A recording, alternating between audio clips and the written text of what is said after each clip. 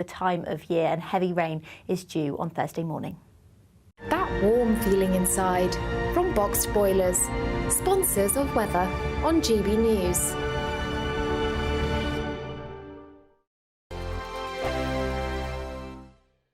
This is your chance. Welcome to State of the Nation, daily plunge into the stories shaping our country. I'm Jacob Rees-Mogg, and Monday to Thursday we bring you the insights, the facts, the truth about how our country is being governed. Because what happens in Downing Street matters down your street. Tune in to State of the Nation every Monday to Thursday, 8 to 9 o'clock. Only on GB News, the People's Channel, Britain's news channel. Tune in to Friday Night Live with me, Mark Dolan. GB News royalty with Your perfect start to the weekend. lucky us. Feisty and fearless guests. Well, I'm a normal person, so ask me. Honest opinions. That raises more questions than a Gary Barlow tax return. And a few surprises along the way. Might be cold in this studio. That is Friday Night Live with me, Mark Dolan. 8 to 9 only on GB News, the People's Channel, Britain's news channel. It's Patrick Christie's Tonight, and here we do things differently. It's explaining the absolute madness of this, doesn't it? It's explosive. I mean, this is very good. It's lively. 850. Your government sat there, Sean, and it did nothing. It's controversial. And the Middle East has been in turmoil since before I was born. It's everything you need to kickstart your evening. Everyone's had their Weetabix tonight. I love to see it. That's Patrick Christie's Tonight, weeknights from 9 p.m. Only on GB News, the People's Channel, Britain's news channel. Are the newspapers getting you down? My wife didn't divorce me that month. Struggling to separate the wheat from the chaff? I know that it's a bit of a circus at the best of times. Well, don't worry, Headliners has got you covered. We'll take the burden of reading the day's news, and if we get depressed, who cares? It's an occupational hazard, frankly. That's Headliners on GB News from 11 p.m. till midnight, and the following morning, 5 till 6 a.m. on GB News, the comedy channel. Nah, just kidding. Britain's news channel.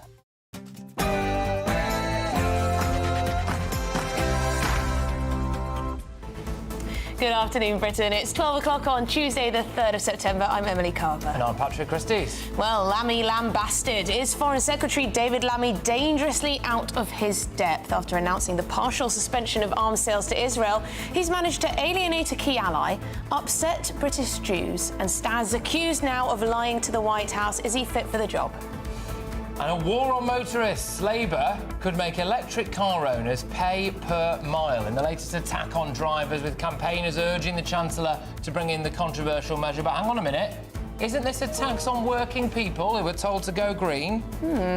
And the Gaza Group fears of sectarian politics as Britain now has a group of 5 MPs elected on a Palestine ticket, spearheaded by Jeremy Corbyn. What could this mean for British politics? And an Islamist who stabbed a woman in the neck in Marks and Spencer's has avoided jail. Instead, he received an indefinite hospital order. Is that really justice?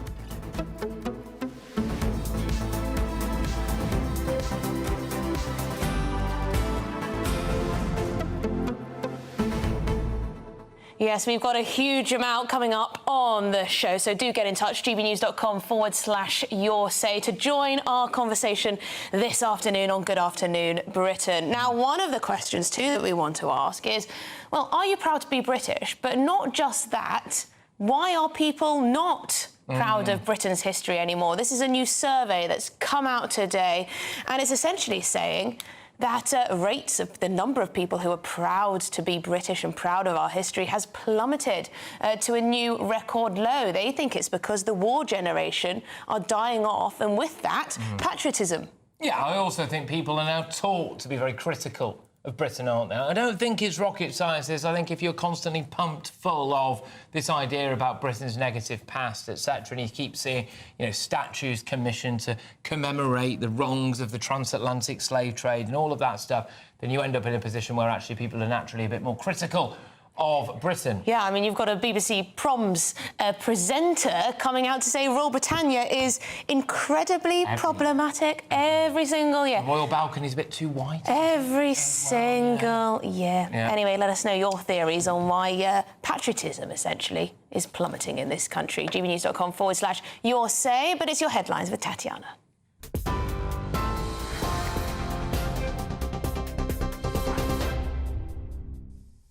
Emily, thank you and good afternoon. The top stories: there's been a backlash over the decision by the government to suspend some arms sales to Israel, including from the former Prime Minister Boris Johnson, who's accused Sir Keir Starmer of abandoning the country.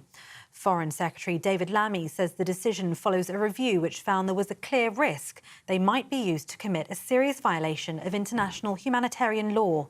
Mr Lammy says around 30 of 350 licences will be suspended, stressing it's not a blanket ban and it's not an arms embargo. However, former Defence Secretary Grant Shapps has told media today the suspension was akin to student politics, also calling it a very retrograde step. But Defence Secretary John Healey insists Israel's security will not be weakened by the decision. Shadow Transport Secretary Helen Whately says it is bad timing. Well, I think it's really important that we stand firm in our support of Israel in their conflict with Hamas, which of course is a terrorist organisation. Like many people, I am concerned about the humanitarian situation in Gaza, but we know Hamas is using people as human shields and still has Israeli hostages. In fact, one of the problems with this announcement is one of timing. It was just a few days ago that Hamas murdered 6 hostages rather than release them, and right on the back of that is this announcement by Labour about limiting arms sales to Israel. In other news, Tom Tugendhat's launched his Tory leadership campaign. The Shadow Security Minister setting out his vision for the future of the party and for the nation. Mr Tugendhat, one of the 6 Tory MPs vying to be Rishi Sunak's successor, says he'll promise to reset the party's relationship with the public. MPs returned to Westminster yesterday after the summer recess as James Cleverly and Kemi Badenoch also launched their campaigns. Mr Tugendhat has promised a return of honesty to politics. We must change, and Britain deserves better.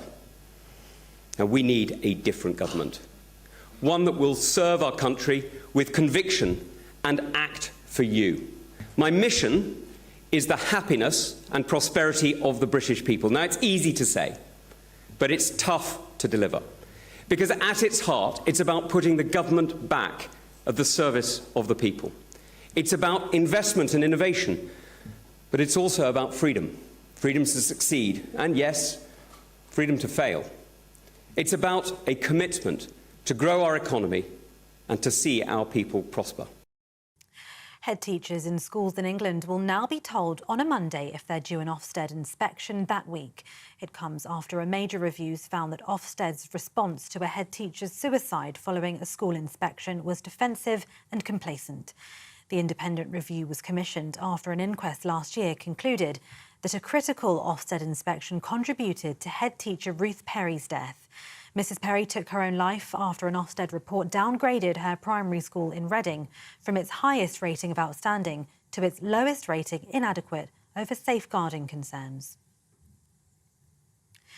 Now, the inquest of Steve Diamond, a guest on the Jeremy Kyle show, has heard that the 63-year-old died of an overdose of morphine and a heart problem.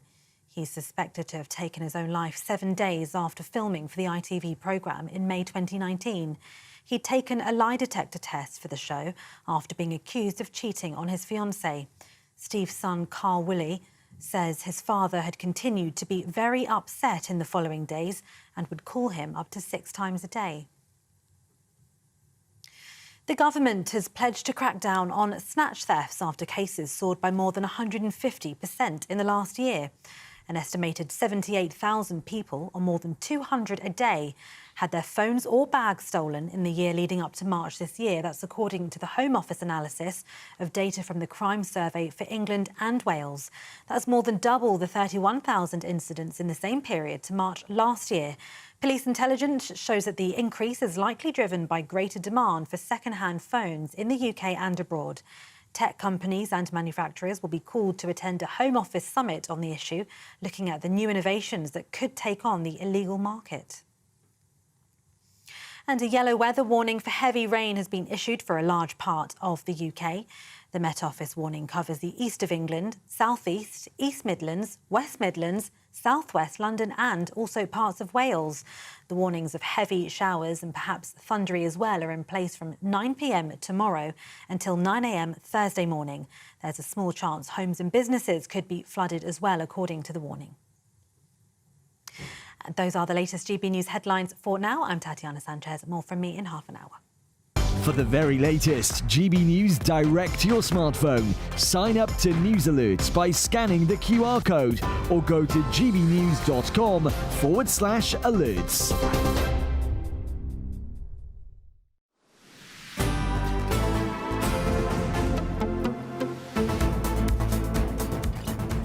Good afternoon, Britain. It is 8 minutes past 12. Now, the UK government has sparked controversy after suspending 30 arms export licences to Israel, although it insists it still supports the Jewish state's right to defend itself and that the UK remains a staunch ally of Israel. Well, making the announcement, Foreign Secretary David Lammy said there was a clear risk the arms could be used to breach international humanitarian law. Look, for me, this all zones in on David Lammy's competence. That's the discussion that I think we need to be having. The move has been roundly criticised, with Israeli Prime Minister Benjamin Netanyahu denouncing the decision to suspend some arms sales to Israel. He says it's shameful and it will only embolden Hamas. Well, the United States, too, are said to be very disappointed, with one White House source even reportedly claiming Sir Keir Starmer's government assured us they wouldn't do this. So did David Lammy lie to the White House? There's a question. Yeah, well, look, let's get a lot more on this now. GB News' political correspondent Olivia Utley, who's outside the Foreign Office for us. Olivia, this is raising serious questions about the competence of both Starmer and Lammy. Allegations of lying to the White House, you know, angering British Jews and also as well potentially alienating a key ally in the Middle East. What's going on? Well, it's a really interesting story, and it's difficult to get to the bottom of why David Lammy and Keir Starmer have chosen to make this move now. David Lammy, the Foreign Secretary, is trying to maintain that this is all basically a sort of technicality, that he has received this review, and this review reveals that it is possible that British exports could be used in Israel to break international law. And in light of that, he is suspending this particular arms licence, these 30 different arms licences. Now, the material effect on Israel will actually be very small. It'll be Britain provides altogether 0.02% of Israel's arms. So you might wonder why the Foreign Secretary is sort of bothering to do this at all, when, as you've said there, it has angered the White House and angered Israel too. The question is it really a technicality, as David Lammy is claiming, or is it political? Because we know that the US haven't gone nearly as far as Britain. At some points, the US has threatened to suspend arms licenses, but it hasn't actually done it. And Kamala Harris has said that it isn't something that she is planning to do. So could it be that rather than simply being guided by this technical review, David Lammy feels under pressure from his backbenchers, and potentially those with big populations of Muslim constituents, to do something? Now, that doesn't seem impossible, because we know that ever since October the 7th last year, Keir Starmer has been under massive pressure by sections of the Labour Party to go further in its reprimands of Israel. In fact, I would say that that's probably been the issue that has been most difficult for Keir Starmer ever since he first became leader of the opposition back in 2020. So is this a technicality? Is it all about this one specific review, or is it something more political? And if that is the case, then this could be really, really tricky for David Lammy and Keir Starmer, because yes, there are those in the Labour Party who think that the government should be harsher on Israel, but there are also those, in fact 2 ministers have expressed their disquiet at the decision, who feel that the government should be doing everything that they can to back Israel. So this is a contentious issue, and I don't think David Lammy is going to be able to just explain it away by talking about this review. OK, well, thank you very much indeed, Olivia Utley, GB News political correspondent there outside the Foreign Office in Westminster. Now for some more reaction, we are going to be joined by former chairman of the Defence Select Committee, Tobias Ellwood. Tobias Ellwood, thank you very much indeed. Was this an error of judgment? Is this an error of judgment on the part of our Foreign Secretary, David Lammy? No, I don't think it is. And we need to distinguish our support for Israel. Israel is a close ally, an important friend of Britain, but also what Prime Minister Netanyahu has been doing in the conduct of this war. Only a few months ago, let's stress, RAF jets were scrambled to help defend Israel from that large-scale Iranian drone and missile attack. Iran has promised to retaliate again soon. I'm sure we could easily see Britain step in to support our friend. But yesterday's announcement comes after weeks and weeks of warnings not just from Britain, but from the international community as a whole. David Cameron made this point as Foreign Secretary, that Israel simply wasn't doing enough to take all possible measures to prevent civilian suffering and damage to the infrastructure, and more generally, denying the scale of urgent aid in Gaza, which the UN is calling for. The United States have been very frustrated that ceasefire plan after ceasefire plan, it's Netanyahu that's walked away from this because there's been nothing agreed itself. I've been critical or supportive of Israel and its right to defend itself, but very critical on the utility of its force, which seems to be without a strategy as to where it goes in the longer term. And America's now openly frustrated that Netanyahu stalled so many ceasefire opportunities. And instead, Israel's deployed its superior military might that's caused some established infrastructure. And that's what's led to Britain's decision today to defend America's some also arms deeply frustrated. America is also deeply frustrated with David Lammy. I mean, they've basically accused him of lying to them. So in one fell swoop, you know, Israel's not happy with us now. We've got an ally there in the Middle East, surrounded by a sea of people who are, frankly, rabid Islamists who want to wipe them off the face of the earth. And America, who is our other great ally, now both of those people are absolutely fuming with us. I mean, that can't be seen as a masterstroke, can it? I'm not receiving the same messaging from Washington, D.C. There is no way that something as important as this, symbolic though it may be, would have been done without the back-channel conversations with the United States. And as I stress, this is not about a question about support for Israel as a country. It's about questioning where Netanyahu has taken his country. This conflict there, rather than finding solutions, has actually escalated. Iran is now involved. The proxies are involved as well. The prospect of escalation, of miscalculation, is huge. And but is that not the issue, though, Tobias Ellwood? Is that not the issue? They're fighting a war on multiple fronts now. To remove a portion of arms sales, yes, it may well be symbolic because it's such a tiny proportion that David Lammy has decided to halt him. But they're fighting a war on multiple fronts. Do we not need to be seen? Is it not very important that we are seen to be backing Israel? 100%. We back Israel, but that doesn't give them carte blanche. That doesn't give them the freedom to do absolutely anything.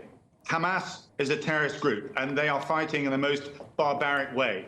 But Israel has signed up to international laws. It's part of the international community, and therefore must abide by the rules of war. And we're seeing questions being raised, and that's why it's right that a friend says to Israel that, look what's happening, look where you're going. When it comes to the point that Britain and the United States and others have to create our own jetty, our own maritime capability to get aid in because the land crossings are closed to support the people of Gaza that are caught up in this war, that's when the decision-making of Netanyahu, of the government, is put in question, not our support and friendship for Israel, which is unquestionable.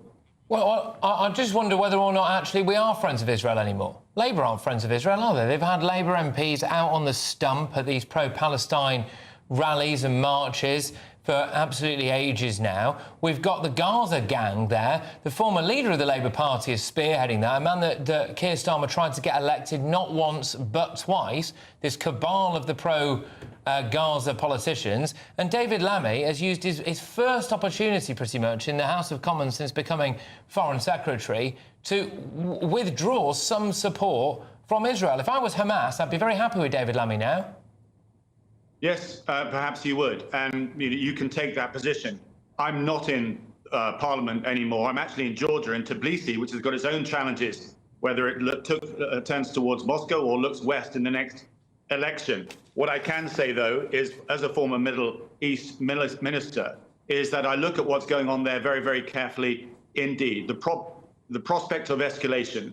America has time and again asked Netanyahu to come to the table to help a ceasefire, to secure the release of hostages. And again, Netanyahu has refused to. And there's some internal Israeli politics at play here. So I understand your concerns, and you're absolutely right about those individual voices within Labour that have said things which are just inappropriate. That doesn't prevent Britain from recognizing where things are going, in supporting Israel's right to fight, not questioning how it chooses to fight, making sure we stay within international norms. OK, well, what about the timing of this, then, when Israel are burying murdered hostages in their country? The timing of this, surely you can't agree that this is the right timing?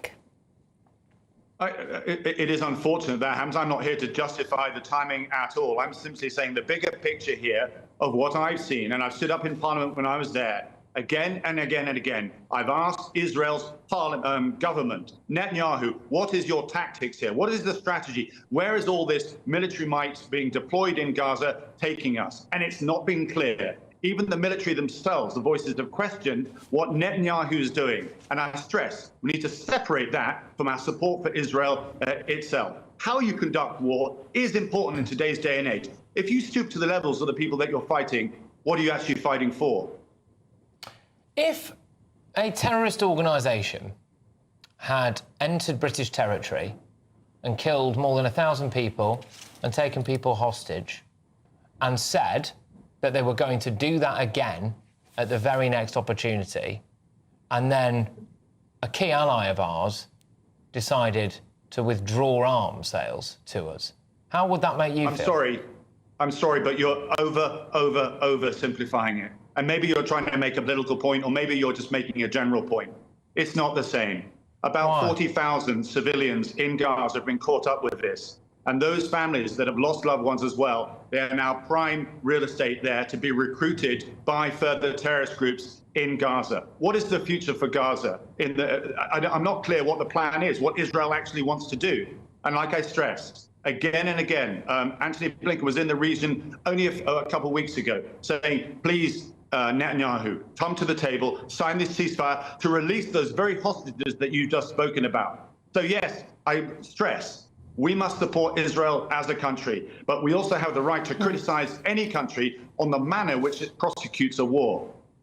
OK. Can I just double-check on something, because I think it might be quite important bit of context here, because you actually, I think, went to Afghanistan, didn't you, in the wake of the Taliban takeover there, and I think you did quite a big piece about how the Taliban were changed, and now it turns out that they're not changed, are they? Because they've just said that, you know, women can't talk outside, etc. Again, you oversimplify what I said. Do you regret that? You're oversimplifying what I said, and I'm probably not going to give me time to do justice. 40 million people in Afghanistan feel abandoned by the international community, Britain and America. And my request was to open the British embassy there, as the United Nations is calling for, and actually help the people that are there. The Taliban aren't able to cope, and there's an organization called ISIS-K there that will grow to be larger than Al-Qaeda in the future because the Taliban aren't in control. And yes, you're right, they come out with these diktats that are produced by Kandahar. The ministries that are run in Kabul by a separate unit, a separate entity of the Taliban, actually want to engage with the international community. That does not mean recognizing the Taliban at all. What it means is preventing the collapse of Afghanistan becoming a failed state. And if Afghanistan collapses and becomes a vassal state of China, creates another terrorist group called ISIS-K that starts attacking Western cities and places. It's doing so in Germany already. Where do those migrants then go to when they want to see safe haven? They'll come this way into Europe as well. So there's a myriad of problems there that, because it was very difficult for us to depart, we then don't want to raise. I got criticized for my visit. Yeah. I understand that. But I dared to pose questions that I'm afraid the international community continues to ignore. All right. Tobias, thank you very, very much. Tobias Elwood, the former chairman of the Defence Select Committee. Well, in the next hour, we're going to be joined by the former Defence Secretary under Tony Blair, Jeff Hoon, see what he has to say about David Lammy's position as Foreign Secretary and his decision to at least partially suspend these arms sales to Israel. This is Good Afternoon Britain. We're on GB News. We've got lots more coming up on today's show. Is the government falling asleep at the wheel? Chancellor Rachel Reeves is being urged to introduce a pay-per-mile scheme on zero-emission vehicles as Labour now rev up their plan to avoid a quote, black hole. Interesting, isn't it? You know, people were told there wouldn't be taxes on working people. Is this now going to be a tax on working people who were told to go green? The good ones who went green. Yes. Oh, well, anyway. That's all to come after this.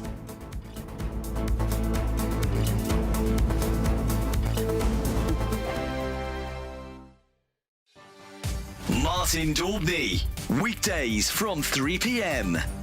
What prompted you to go on your incredible journey? Well, you know, I was fighting my own demons at the time, you know, before I started the walk, and it had been a long journey, if you like. And, you know, I knew that I needed to make a change, and my daughter had just flown the nest. I was a single parent before this, and previous to that, I was ex-parachute regiment. And I knew that I needed to make a change, because if I didn't, I'm not sure where I would have been now, if that makes sense. So, yeah, something just came into my head at the very end of July and said, look, go and walk the UK coastline. And that's exactly what I did. And 6 years later, we've just finished. You met your missus on the journey as well, didn't you? So truly, Chris, a transformative journey for yourself. Yeah. Yeah, I mean, look, you step into the unknown like that, you know, you have no idea how things are going to work out. You go out with so little expectation, but only really with the aim to, you know, for me personally, to come back feeling a lot better than what I was before I left. And that certainly succeeded. So everything that happened along that journey was one big learning curve. And I got to learn a lot about myself, a lot about, you know, the public and people. And yeah, it was just a life-changing transformation for me. And, you know, I learned so much, and I know what I want to do with the rest of my life as a result of it. And I met the most amazing people, and, you know, worked hard. 6 years of carrying your house on your back isn't the easiest feat in the world, I can promise you that, but it was worth every single step, because, yep, I rescued a dog along the way. I met my now fiance, Kate Barron, along the way, and we had a baby together along the way as well. So to start in the position that I did and then end up with all of that coming over the line with me was just something that I never expected, and I couldn't have dreamed it up, to be honest. GB News, the People's Channel. If you want your news to be straight talking, this is the nightmare for the Conservatives again. Down to earth. It's not just Nottingham where this is happening, is it? And most importantly, honest. Hard-working, middle-class taxpayers, they'll get their book thrown at them. They catch me, Martin Daubney, Monday to Friday, 3 till 6 p.m. on GB News, Britain's news channel. In the GB Newsroom, we bring you the news as it happens. With our team of dedicated journalists across the UK, we're ready to keep you up to date with what's happening every half an hour, every single day. Bulletins here on GB News, the People's Channel, Britain's news channel. We're proud to be GB News, the People's Channel. And as you know, we always love to hear your views. Now, there's a new way of getting in touch with us at gbnews.com/your-say. By commenting, you can be part of a live conversation and join our GB News community. You can even talk to me, Bev Turner, or any of the members of the GB News family.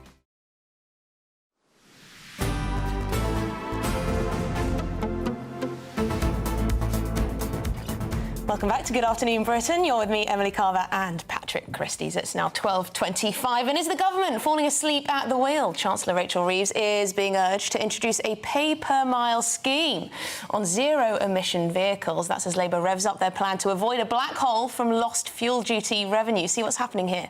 Yeah, indeed. The scheme would charge drivers of zero-emission vehicles, electric cars, based on how far they travel. All right? OK, well, let's dig a little deeper with the CEO of EVA England, James Court. James, thank you very much indeed. You're a passionate advocate for the electric vehicle. If I just bought an electric vehicle and then heard, because the government's worried about the loss of fuel duty on the petrol and diesel cars, that I was going to be charged every mile I drove, or might be, I'd be a bit miffed. Yes, and I think you'd be right to. This, I have to stress, has been a policy proposal that has been put into treasuries before budgets for the last 20 years. The reason it hasn't happened is because it's an incredibly difficult thing to do. Some of the things that I think our members and wider would want to see is a fairness. You've got to make sure that EVs are still going to be cheaper than petrol. We're still trying to encourage people into this. You need to be given a long time to prepare. And I think there are other complexities to this as well. Like, I'm very lucky, I live in London. Huge amounts of money is spent on my public transport. If I choose to take a car, I'm being subsidised to do something else. My sister, on the other hand, lives in Devon, doesn't have public transport, and would be overly punished for this. So I think there are lots of things this policy could address, but a poorly designed one, I think, would definitely set back this agenda. Yes, because, James, I remember it was all sort of seen as conspiratorial thinking. People were asking why Sadiq Khan put up all these thousands of cameras around the centre of London and the outskirts of London too. Why is the same thing happening in other cities like Birmingham? And Oxford and Leeds, all these cameras going up. Could it be that that was all, happening to prepare for a countrywide scheme, pay per mile? No, I don't believe that. I think ULEZ has got and the congestion charge before that and other schemes around the country have got a very defined purpose, and that's to clean up our air, and that certainly happened. However, there are still criticisms with those schemes that even we would have. They're taking away the relief that electric vehicle drivers have for the congestion charge next year. That's far too early in this trend. I don't think anybody is thinking, as we move to higher EV ownership, that EVs don't have to pay and contribute towards the roads and the infrastructure that's needed. But bringing it in too early when we've already seen the difficulties that we're trying to get people into these cars through some of the misinformation and trying to sort of spread the good things about EVs, this is just another thing that I think will lodge in consumers' minds that maybe now isn't the time for them. But for a lot of people, it absolutely is. How much misinformation is there? I mean, people do talk about some of the components that go towards making electric vehicles being incredibly damaging, not just for the environment, but other human beings, especially in parts of Africa, where you see, a lot of slave labour, child slave labour being used for it. If you look at some of the countries now that have got huge amounts of the resources, whether it's China or Afghanistan, I mean, we're going to end up making them wealthier as well. And also, just anecdotally, I mean, I know people who've got electric cars, and it's a nightmare for them, where they have to drive long distances and they have to plan their entire lives around where the charging port is and all of that stuff. I mean, that's not misinformation, is it? That's just the reality of owning an electric vehicle. And now if you've done the right thing, you're going to have to pay per mile. Well, let's take those two things separately. One around the supply chain. Firstly, some of the minerals that you were talking about, they're being phased out, they're being much reduced. And I suppose the counterfactual to that is also we are replacing petrol and oil. And from memory, for the last sort of God knows how many decades, the people that we're supplying and giving our money to for petrol and oil aren't exactly completely squeaky clean when it comes to human rights. Now, the second point about the ease of driving electric vehicles is at the moment the charging infrastructure is good. We've got polling coming out that over 90% of EV drivers are currently satisfied, and on the whole, people are very happy about it. That's not to say it can't get better, and it must get better, but the idea that you've got to plan your life around it. I drive down to the West Country constantly. I've not had problems there. I've had a problem in London, which has some of the best infrastructure in the world, and it took me about 5 minutes to go and find a new charger. It really isn't the doomsday scenario that people think it is. They're actually very convenient, much more convenient in a lot of cases, and a lot cheaper. Yeah, they're losing out on all of this fuel duty. They're going to have to start charging the EV drivers a lot more, I imagine. But thank you very much, James Court, CEO of EVA England. Thank you very much. Great to have you on. Well, they're not cheaper, though. Not cheaper to buy. Well, there's a range, isn't there? Yeah.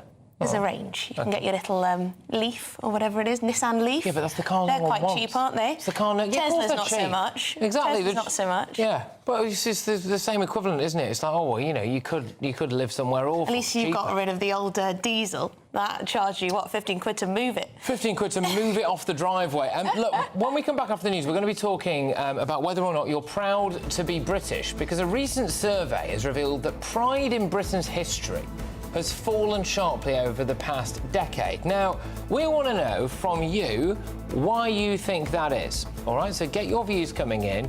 gbnews.com/your say. We're going to be having a bit of chat of that off the back. Yeah, is it schooling? Is it that people who fought in the war are sadly dying? So there's less of that patriotism from that respect? Or, I think it's schooling. I think it's schooling. Well, is it multicultural Britain? Is it being taught to, always criticise your history rather than, celebrate it? Send in your views, gbnews.com/your say. Or perhaps you think it's nonsense. Perhaps you've never been prouder to be British. But it's your headlines with Tatiana Sanchez.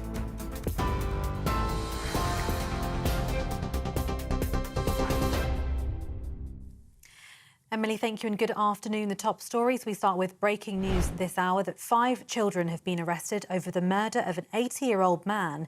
He was walking his dog in a park in Leicestershire when he was seriously assaulted by a group of young people on Sunday, and then he later died in hospital.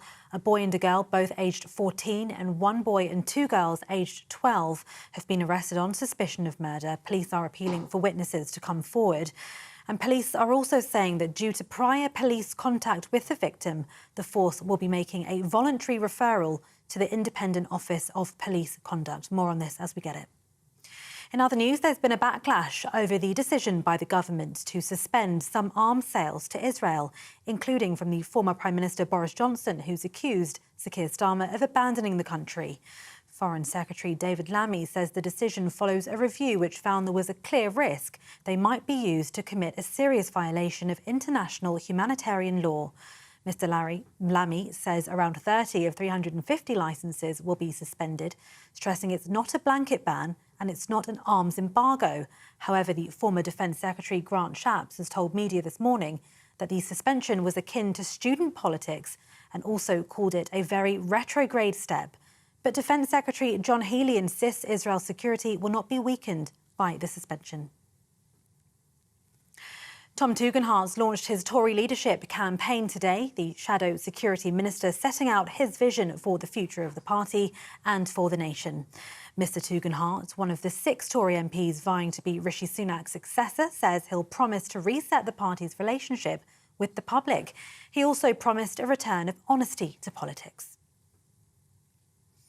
And the inquest of Steve Diamond, a guest on the Jeremy Kyle show, has heard that the 63-year-old died of an overdose of morphine and a heart problem. He is suspected to have taken his own life 7 days after filming for the ITV programme in May 2019. He'd taken a lie detector test for the show after being accused of cheating on his fiancée. Steve's son Carl says his father had continued to be very upset in the following days and would call him up to 6 times a day. And those are the latest GB News headlines for now. I'm Tatiana Sanchez. More in half an hour. For the very latest GB News direct to your smartphone, sign up to News Alerts by scanning the QR code or go to gbnews.com/alerts.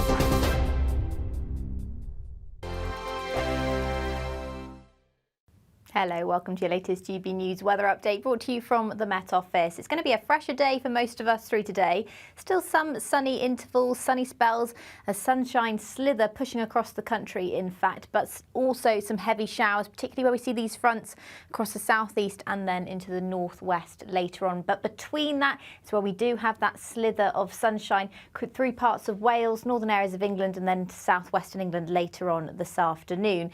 We could see some of these showers in the southeast turn quite heavy, as well as the ones in the northwest. There's a risk of potentially some thunder into tomorrow morning. And with a lot more cloud around, it's going to be feeling fresher than yesterday. Temperatures in the mid-teens for most areas. Still, though, fairly humid across the south and east. But that humid air will be booted out the way as we head into this evening. So a fresher night to come as well. But as I said, some of those showers could turn fairly heavy across northwestern areas.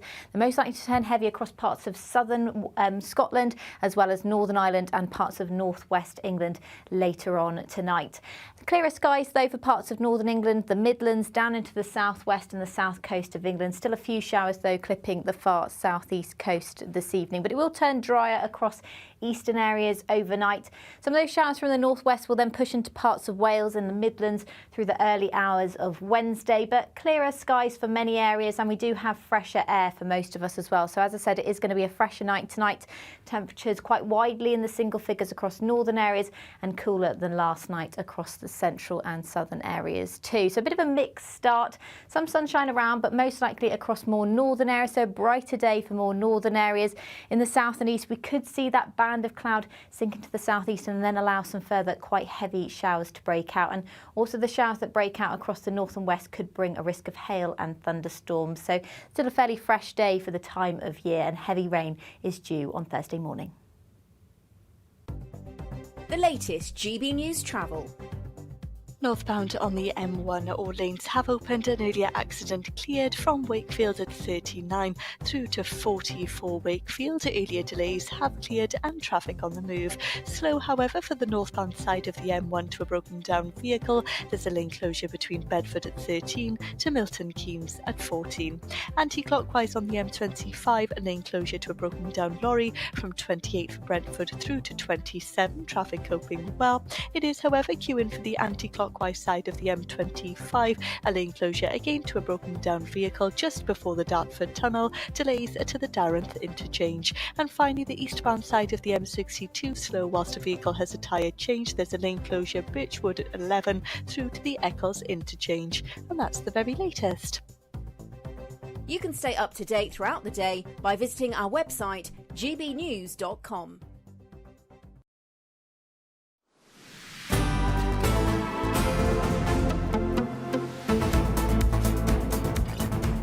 OK, 12:37 is the time. You're watching and listening to Good Afternoon Britain. And how proud are you to be British? Well, a brand new survey has shown that overall there's been a steep decline in the proportion of people who take pride in this country's achievements. In 2013, 86% of those asked said they were proud of Britain's history. This fell to less than 2/3 10 years on. So just in 10 years, it's gone from 86 to less than 2/3. Something is happening. Now, this has been framed by the researchers as saying that Britain has become more inclusive in its attitudes towards what it means to be British. So while we're less likely to take pride in Britain's history, we are more critical about its politics, but there's still national pride in the country's cultural achievements and sporting achievements. What do you make of that? Well, I think this is an absolute disgrace, personally. You know, it's hardly any wonder, is it, that we struggle to recruit people to our armed forces anymore? Is it any wonder, really, that we have massive issues and sectarianism both in the House of Commons and out on the streets? I mean, you know, it's all very well and good to say that, you know, there might have been the odd little historical wrong that we do need to acknowledge, but I think when that becomes all-encompassing and constantly critical and it becomes mainstream to be able to say things like, gosh, that royal family, aren't they awfully white? Or things like that, and, you know, talking about the awful symbolism of our flag, whether or not, you know, when you get to the situation in Britain, which we did get, where a parish council in Norfolk decided that flying the Union flag outside their hall building might be seen as divisive, but it's not seen as divisive to have the flag of other nations knocking about everywhere you look, whether that's, you know, the Palestinian flag everywhere or whatever. I find that absolutely astonishing. And I think that comes from education. I must also say, I do think it comes from a lack of integration. Yeah, I think that's an issue as well, certainly. As you become a more multicultural country, you need to make sure that people, you know, sign up to the same values, genuinely feel British. A lot of the time, people may say, you know, I'm British, but I don't necessarily feel proud to be British, which is sad. There's no attempt to make people or encourage people who move to Britain to actually, whether that's fit in, but also whether actually appreciate this country. And I personally find it a little bit cheeky if you move somewhere and then consistently slag it off. I mean, you've been getting in touch with your views. This is from Barry. He says, proud British. We can be proud of our history, and we should be. Unfortunately, very recent history and woke schooling puts doubt in some people's minds. There's quite a lot of this going about at the moment, you know, people saying that they think the education system has got a lot to do with it. Well, the thing is, when people talk about Britain's history, there's a lot of focus on our imperial past. And so, therefore, Britain can never be forgiven for wrongs that happened in the past. People are encouraged to look at Britain's history in a very critical way. But there doesn't seem to be any balance. You don't learn about, you know, bar the Nazis. You don't learn about all the shocking, terrible things that other countries have done. Well, every country's done some really fruity stuff, and that's because, frankly, the human race used to be much more brutish and still is brutish. Yeah, it still can be. But that's it's very rare that we've lived in such a long period of peace. But that's the other aspect of it. You know, go around the world. You know, I'm sorry, but what other countries are, you know, as maybe inclusive, etc., as we are? If we're talking about being ashamed of our own history, well, I'm sorry, but does that not mean that maybe other countries should be? Interesting point here from Aaron, by the way. He says he was born in England from Indian heritage. I was brought up to be proud and respectful to this country. I'm so much more patriotic than most of my ethnically English friends, which is actually sad to see. It seems a lot of my friends are conditioned to hate themselves. He says he thinks it's a culture from school. They appear to be worried about being accidentally racist. It needs to change. It's not racist to support your own country and wave your own flag. Aaron, thank you very much. I couldn't agree with you more. It seems to me like that's common sense. That does seem to me like common sense, because, I mean, fundamentally, you need something that binds you. Otherwise, what are you as a country? Yeah. You're just a piece of land, you know? You need to buy into the idea of being British, otherwise, presumably, we'll all fall to pieces. I mean, Andrew says, extremely proud of our history, proud to be British, but now embarrassed to be British under our Labour government and their actions. Lots of you are saying this. I'm very proud of our country's history, but ashamed of the state of our country today, says Andrea. William says, I'm proud to be British, of our glorious history and empire. I'm not proud, however, what it is now. So this is the thing. People used to be proud, or proud of a Britain gone, but not so much today. So there you go. I do also wonder if... Don't want to be too miserable about this. You know, still 2/3 that are proud. Yeah, but I do also wonder if there's a bit of stigma attached to that level of pride, you know, if you want to go to the proms and sing Rule Britannia or something, you know. Fascist. Or, you know, you're a fascist, or, you know, you see someone out and about and they've got a flagpole in their front lawn and it's got the, you must be, sorry, the racist there live at number 42. Well, it's a bit jingoistic, isn't it? To sing the Rule Britannia. Yeah. But yeah, so BBC Proms presenter has apparently said that that song is incredibly problematic. So there you go. This happens every single year, doesn't it? Someone says the song is problematic, then there's huge amounts of debate over whether it is problematic. No one ever says sorry. No conclusion is ever come to, and people will continue singing it. Yeah, I think there's some people, especially the kind of academic types, where I think you see a lot of this, I think, from the metropolitan left, where they feel as though they've accessed a higher echelon of intellect by virtue of being able to be more critical of our society and our way of life, that actually intelligence is directly linked to how much you dislike your country. Whereas actually, ironically, I think that makes them really stupid, because they could just leave, couldn't they? I do think there are things where everyone, you know, gets behind. You know, like the Olympics. I think everyone was proud of Britain for doing so well, or big sporting events, big cultural events. But yes, we are a divided country. We are a divided country. Well, what do you make of that poll, and how do we reverse it? Because that's not a good trajectory to be on, is it, where everybody dislikes this fantastic country? GBnews.com/your say. You can literally have your say. But we do have loads more coming up today, don't we? Yes, Jeremy Corbyn, he's joined forces with 4 other pro-Palestine independent MPs to form the Independent Alliance parliamentary group, promising to provide hope in a parliament of despair. Of course, they're already calling on David Lammy to initiate an entire arms embargo against Israel. Well, kissed on wanting to be Prime Minister not once but twice, didn't he? We'll have a bit more on that after this.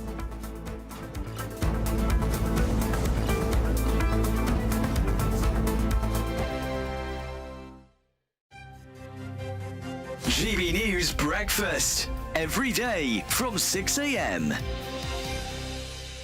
Meghan Markle is finding it very, very difficult to recruit staff for her lifestyle brand, which is called American Riviera Orchard. There's a mouthful for you. Apart from a jam gifted to influencers earlier this year, the brand is yet to launch any products.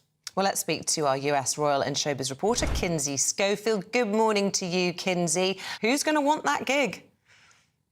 I mean, there are rumors that Netflix has said, allow us to manage the retail strategy. If she can't manage to find a CEO or somebody willing to work with her, Netflix sees an opportunity there. To be an influencer, people have got to want to be like you. Do people like her?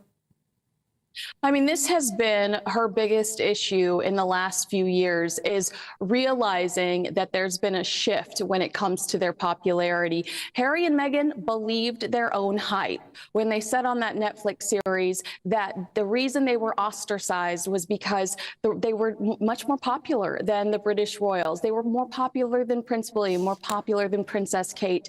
And their popularity has declined immensely. And now they are desperate to win people over again. Most people have to be liked or admired, and I put it to you, Kinsey, she'll have difficulty on both fronts. Netflix is not going to renew this contract. I mean, they are fearful that this cooking show, this polo show, will not connect with the audience. And now they want us to believe that Meghan is at home cooking all this banana bread and having her best friend Chrissy Teigen over for scones. People aren't going to buy it. GB News, the People's Channel. Hi there, I'm Michelle Dewberry, and I'm going to take a second to tell you all about my show, Dubes & Co. We start off with the issues of the day. We then bring in both sides of the argument. We get rid of the disrespect And then you throw me into the mix, and trust me, I'll tell it exactly how it is. And then, of course, the magic ingredient, you at home. We mix it all together, and what have we got? In my opinion, the best debate show in town. Monday to Friday, 6 till 7 on GB News, Britain's news channel. It's Patrick Christie's Tonight, and here we do things differently. It's explaining the absolute madness of this, doesn't it? It's explosive. I mean, this is very good. It's lively. 850. Your government sat there short and it did nothing. It's controversial. And the Middle East has been in turmoil since before I was born. It's everything you need to kickstart your evening. Everyone's had their Weetabix tonight. I love to see it. That's Patrick Christie's Tonight, weeknights from 9 p.m. Only on GB News, the People's Channel, Britain's news channel.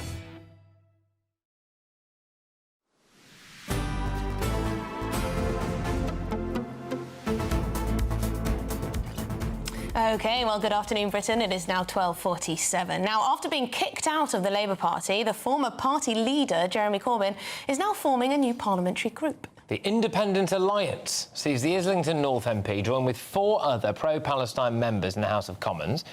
They'll now be as big as Reform UK and the DUP. Well, we are joined now by the Executive Director of the Henry Jackson Society, Alan Mendoza.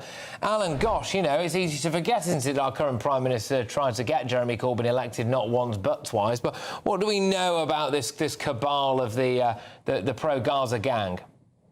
Well, it's sort of no surprise they've come together because essentially they all do share very extreme views on the Gaza conflict, and it sort of makes sense for them to be working together on that and a whole raft of issues where it seems they also have found common cause. And I guess it's the old Corbynite agenda resurrected, which is why he makes the perfect leader for this party. It'll be interesting to see who else they attract, though. I know he's been trying to reach out to former Labour colleagues, some of the suspended ones, for example, to see if they'll join. And then there's a question of what they will be doing nationally, locally going forwards as well. So it's an interesting, addition to the UK political scene, although not a particularly welcome one. How noisy do you think they will be? Oh, they'll be very noisy. But then Jeremy Corbyn's been noisy throughout his political career, sometimes to strong effect, sometimes not. I think, of course, the difference here to previous times is that the other four, I suppose Corbyn to an extent as well, demonstrated that they were able to overturn significant Labour majorities in order to be elected. And that noise, therefore, may well have some impact on the Labour Party's thinking on certain issues as well, because it may be concerned that other seats may also be flippable by, sort of fellow travellers for this new party. Are a couple of these people relatively fruity characters, could you suggest? I mean, one of them, I believe, did beat Jonathan Ashworth in his seat in Leicester South. There were strong allegations of serious misinformation being put around about Jonathan Ashworth in the run-up to that campaign. And, look, obviously the MP in question here would absolutely deny any kind of links. In fact, he does in very strong terms here deny any links. I want to make that very clear.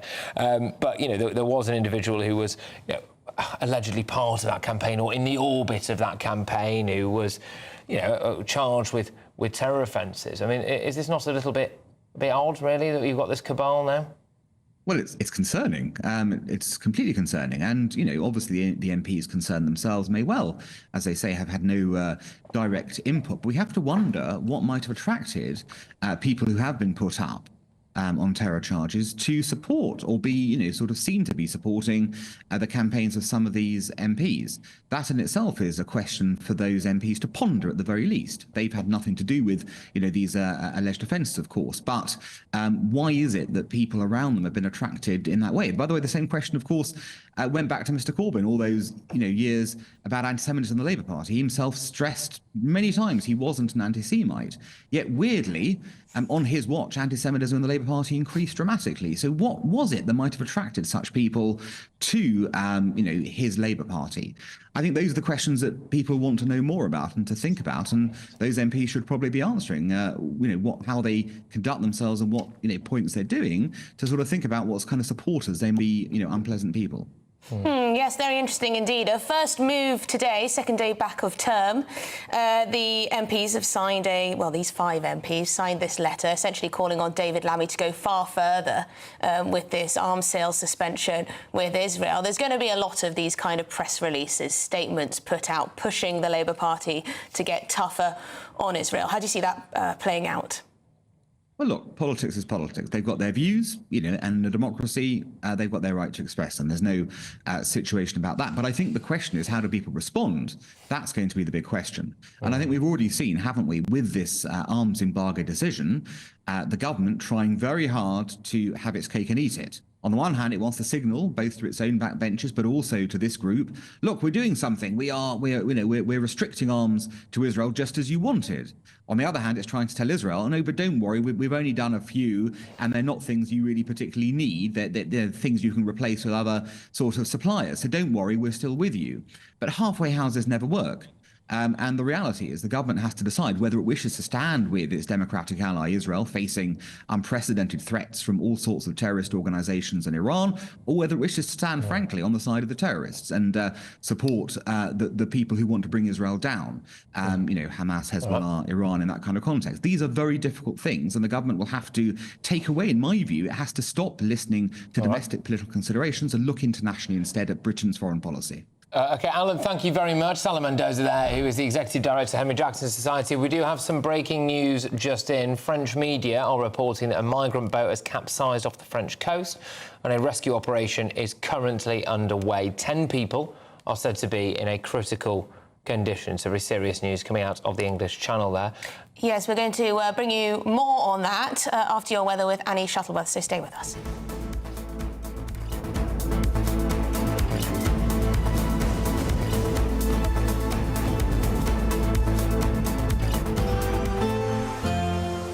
A brighter outlook with Box Solar, sponsors of weather on GB News.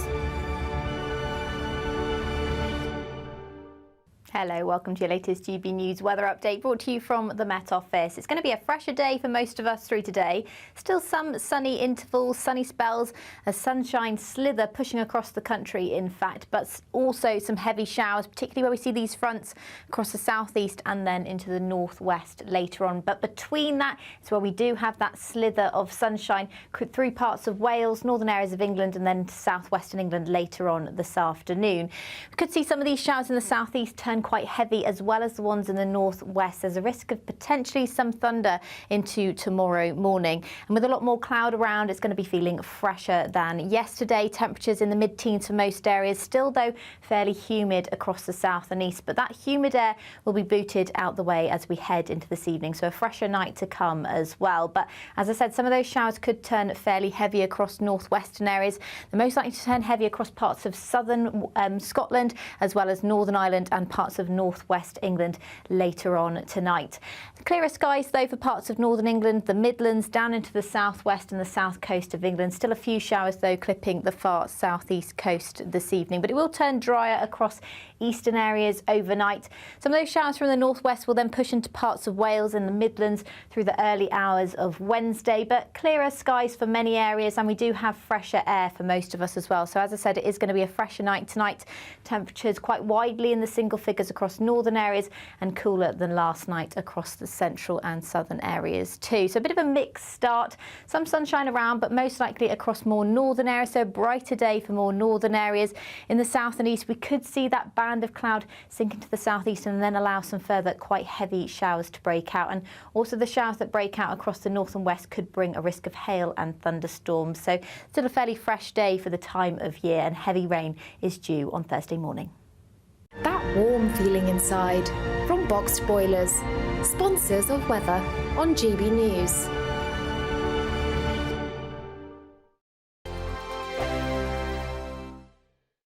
And good luck. This is GB News, Britain's news channel. Did you know several Paralympic GB track and field athletes aim to go for gold this summer in Paris? So aside from pure talent, a British firm has incorporated, get this, space technology in the materials of running clothes to help athletes perform at their ultimate capacity. I'm not sure if I believe this, but we'll find out in a sec. Trailblazing scientists, engineers and designers at British firm Rion Labs have taken an idea first used in a NASA project, and they've now developed it for over 15 years at Imperial College in London. First of all, please can you explain to us a bit more about how and what this incredible technology is? Yeah, well, as you mentioned, our founder, Dr. Dan Plant, spent many years developing these kind of dynamic materials. That means they behave in what's called non-Newtonic way. So they don't follow the rules. Effectively, they can change their behavior depending on kind of stress or stretch you apply to it.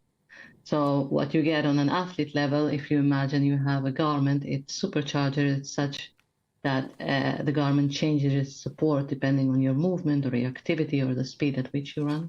So you're saying that it generates, what, more sort of kinetic energy, is that right? Not quite. It makes you effectively make more out of your own energy. Spot the athletes with the wavy curves and stripes, you'll see that. So that's super polymer we have in combination with these stripes that are kind of built around the way your muscles moves. You said the difference between first and fourth place is a fraction of a percent.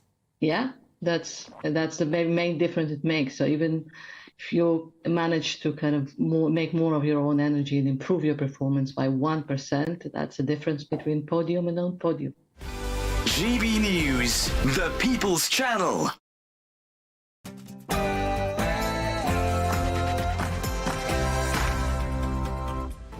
Good afternoon, Britain. Is 1 o'clock on Tuesday, the 3rd of September. I'm Patrick Christie's. And I'm Emily Carver.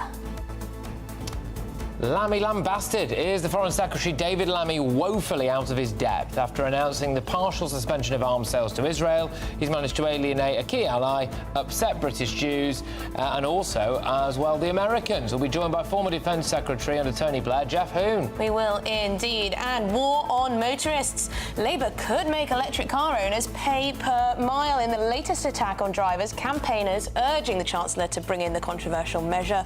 But is this not a tax on working people who were, time and time again, told to go green? I think it might be. And the Gaza Group fears of sectarian politics now as Britain has a group of 5 MPs elected on an overtly pro-Palestine ticket spearheaded by the one and only Jeremy Corbyn, who our Prime Minister tries to get elected twice. What could this mean for British politics?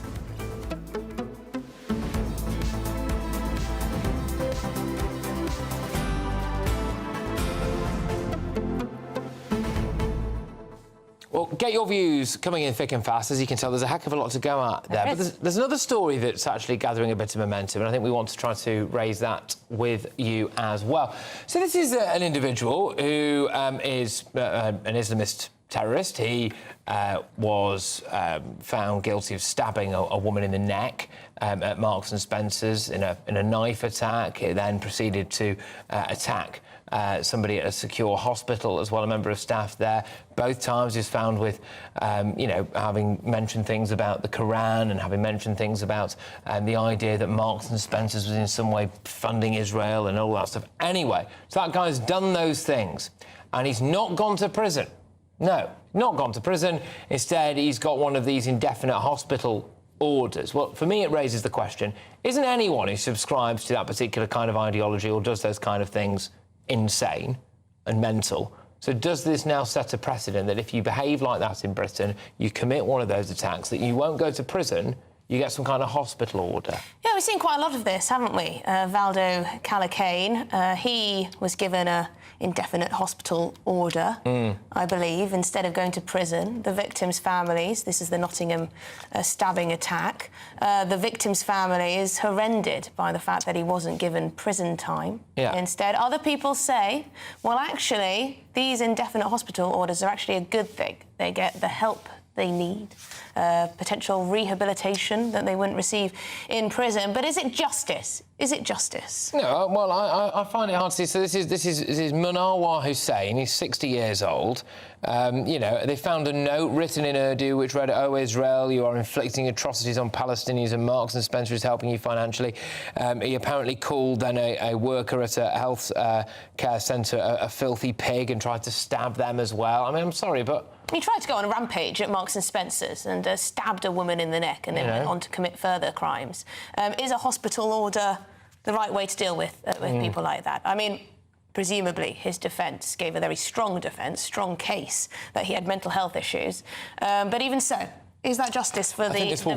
I think this will grate on people. Well, let us know your views, gbnews.com/your say. But we've got loads coming away, haven't we? After you headlines, Tassiana.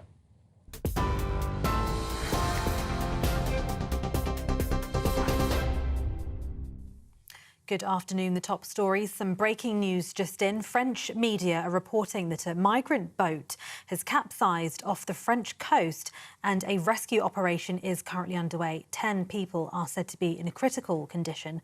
More on this breaking story as it comes to us. Our other top story today, there has been backlash over the decision by the government to suspend some arms sales to Israel, including from the former Prime Minister Boris Johnson, who's accused the Labour leader of abandoning the country. Foreign Secretary David Lammy says the decision follows a review which found there was a clear risk they might be used to commit a serious violation of international humanitarian law. Mr Lammy says around 30 of 350 licences will be suspended.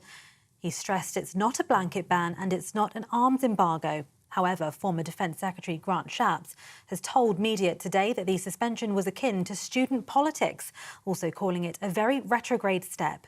But Defence Secretary John Healey insists Israel's security will not be weakened by the suspension of some arms exports. But Shadow Transport Secretary Helen Whately says it is bad timing. Well, I think it's really important that we stand firm in our support of Israel in their conflict with Hamas, which of course is a terrorist organisation. Like many people, I am concerned about the humanitarian situation in Gaza, but we know Hamas is using people as human shields and still has Israeli hostages. In fact, one of the problems with this announcement is one of timing. It was just a few days ago that Hamas murdered 6 hostages rather than release them. And right on the back of that is this announcement by Labour about limiting arms sales to Israel. In other news, Tom Tugendhat's launched his Tory leadership campaign, the Shadow Security Minister setting out his vision for the future of the party and the nation. Mr Tugendhat, one of the 6 Tory MPs vying to be Rishi Sunak's successor, says he'll promise to reset the party's relationship with the public. He also promised a return of honesty to politics. We must change, and Britain deserves better. Now, we need a different government, one that will serve our country with conviction and act for you. My mission is the happiness and prosperity of the British people. Now, it's easy to say, but it's tough to deliver, because at its heart, it's about putting the government back at the service of the people. It's about investment and innovation, but it's also about freedom. Freedom to succeed, and yes, freedom to fail. It's about a commitment to grow our economy and to see our people prosper. Chancellor Rachel Reeves has defended the decision to cut winter fuel allowance payments for some pensioners. She said it should be offset by increases to pensions and lower energy prices this winter compared with last year. Ms Reeves said the state pension was worth £900 more than last year, and she said it will rise again next April under the triple lock. But MPs have raised concerns about cuts to the winter fuel allowance, with one person saying that 90% of pensioners in Devon and Cornwall will be affected. She also confirmed that the government will be capping corporation tax at 25% as part of a tax roadmap for businesses, which will be set out at the budget. 5 children have been arrested over the murder of an 80-year-old man. He was walking his dog in a park in Leicestershire when he was seriously assaulted by a group of young people on Sunday, and he later died in hospital. A boy and a girl, both aged 14, and 1 boy and 2 girls aged 12 have been arrested on suspicion of murder. Police are appealing for witnesses to come forward. And due to prior police contact with the victim, the force will be making a voluntary referral to the Independent Office of Police Conduct. In other news, head teachers in schools in England will now be told on a Monday if they're due an Ofsted inspection that week. It comes after a major reviews found that Ofsted's response to a head teacher's suicide following a school inspection was defensive and complacent. The independent review was commissioned after an inquest last year concluded that a critical Ofsted inspection contributed to head teacher Ruth Perry's death. Mrs Perry took her own life after an Ofsted report downgraded her primary school in Reading from its highest rating of outstanding to its lowest rating of inadequate over safeguarding concerns. And the inquest of Steve Diamond, a guest on the Jeremy Kyle show, has heard that the 63-year-old died of an overdose of morphine and a heart problem. He's suspected to have taken his own life 7 days after filming for the ITV programme in May of 2019. He'd taken a lie detector test for the show after being accused of cheating on his fiancée. Steve's son Carl says his father had continued to be very upset in the following days and would call him up to 6 times a day. And those are the latest GB News headlines for now. I'm Tatiana Sanchez. More from me in half an hour.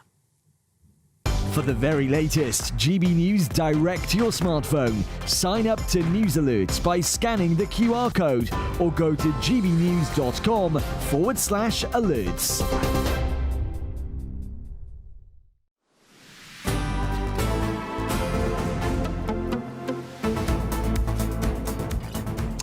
Welcome back. Now, the UK government, specifically really David Lammy, has sparked controversy after suspending 30 arms export licences to Israel, whilst insisting it still supports the Jewish state's right to defend itself and that the UK remains a staunch ally.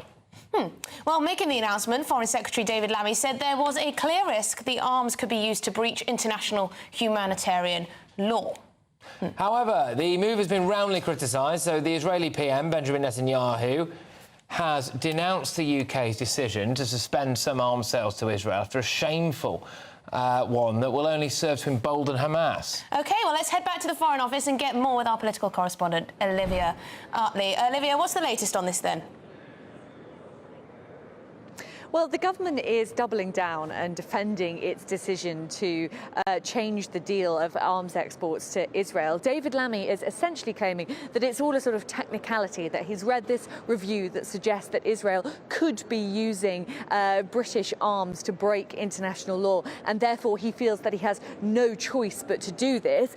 Ed Miliband has weighed in now too, just speaking to reporters earlier today. He doubled down on the government line. This is what he had to say.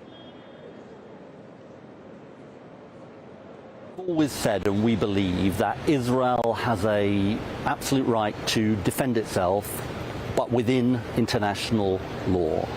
And the Foreign Secretary took advice, as he said he would, on whether there was a risk that British arms sales would be used in breach of international law.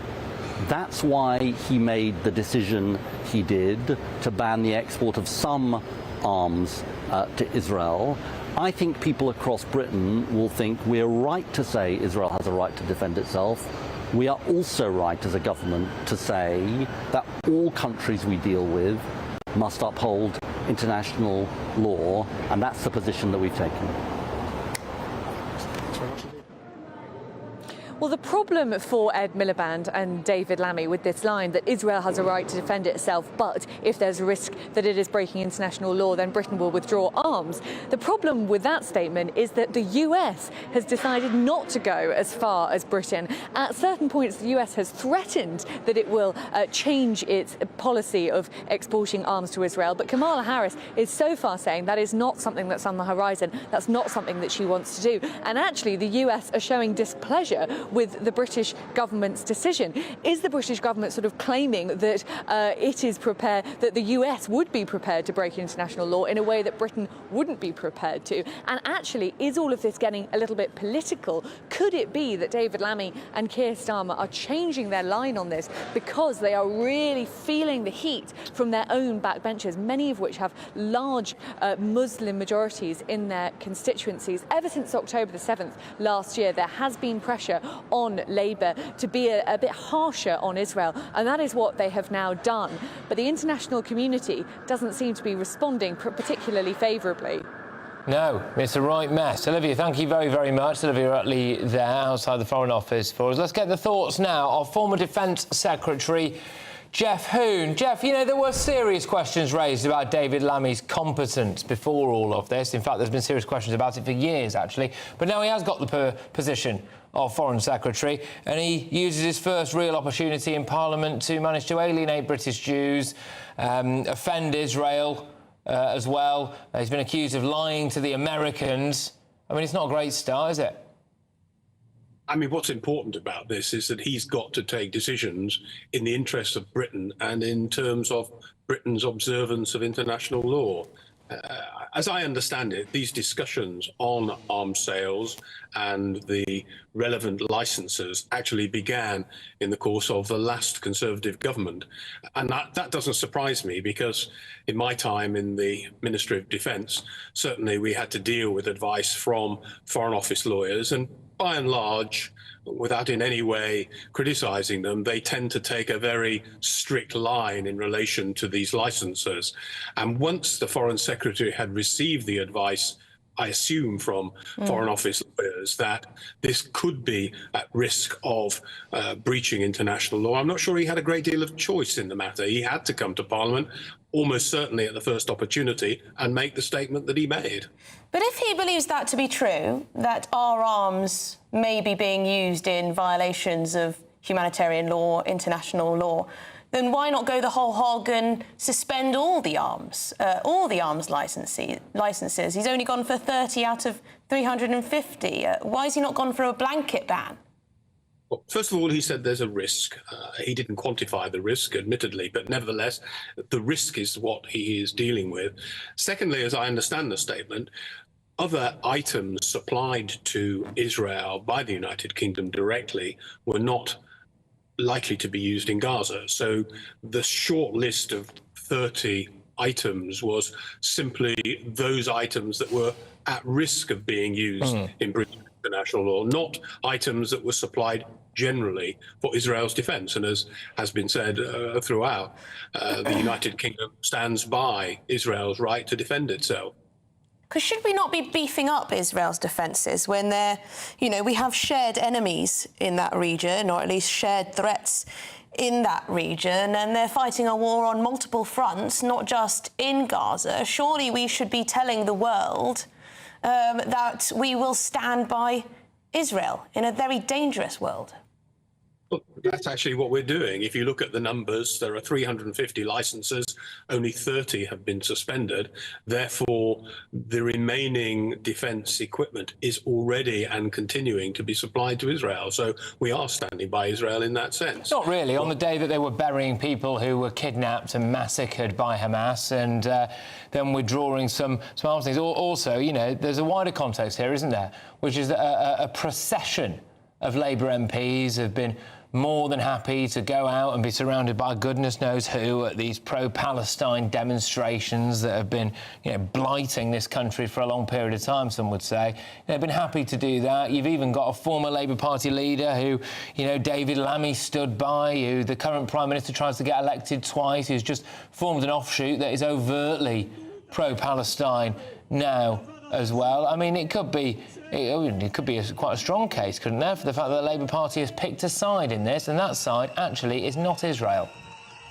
Well, I started out by saying that this decision was taken necessarily in the interests of the United Kingdom and indeed in our obligations to international law. And I believe that the government have respected those decisions very clearly in this. They've not bowed to pressure from their own backbench MPs. They've not bowed to pressure from demonstrations. They've said this is what is necessary in the interests of the United Kingdom, and admittedly in the interests as well of defending Israel, which I certainly strongly believe in. So this has nothing to do with you know, Labour MPs who are fiercely pro-Palestine on this issue, who want to see an arms embargo, who want to see a ceasefire immediately. Nothing to do with that pressure at all. Also, sorry, Labour MPs as well who've had, you know, pro-Palestine brigade turning up outside their offices, turning up outside their houses all of this kind of stuff. You know, you don't think that maybe... There's been intimidation, hasn't there? Yeah.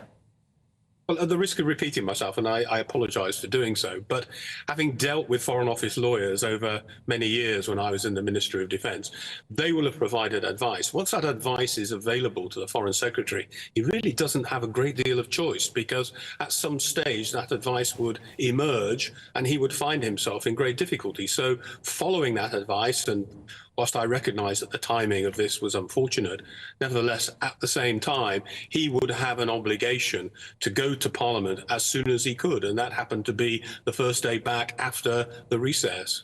Should he not have let the Americans know? I mean, they've been quoted as saying that Labour told them that they weren't going to do this. I mean, how long does it take to just pick up a phone?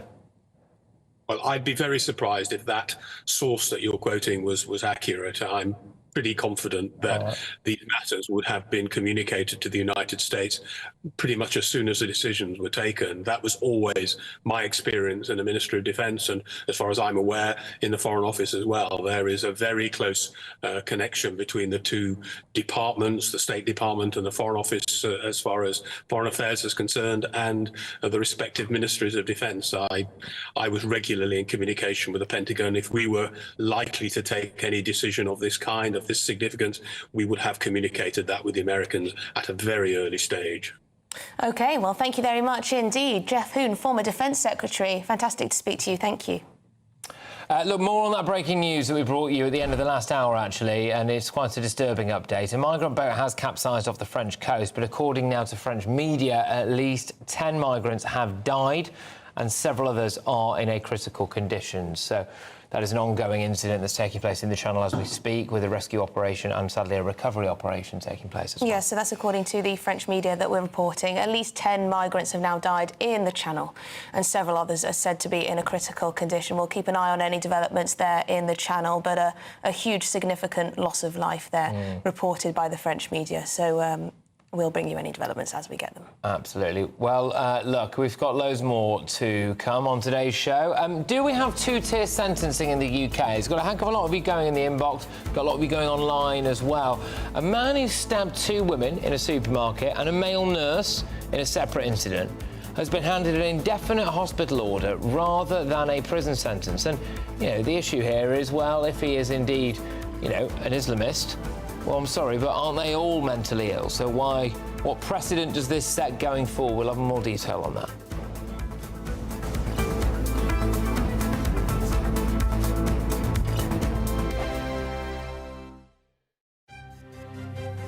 GB News Breakfast, every day from 6 a.m.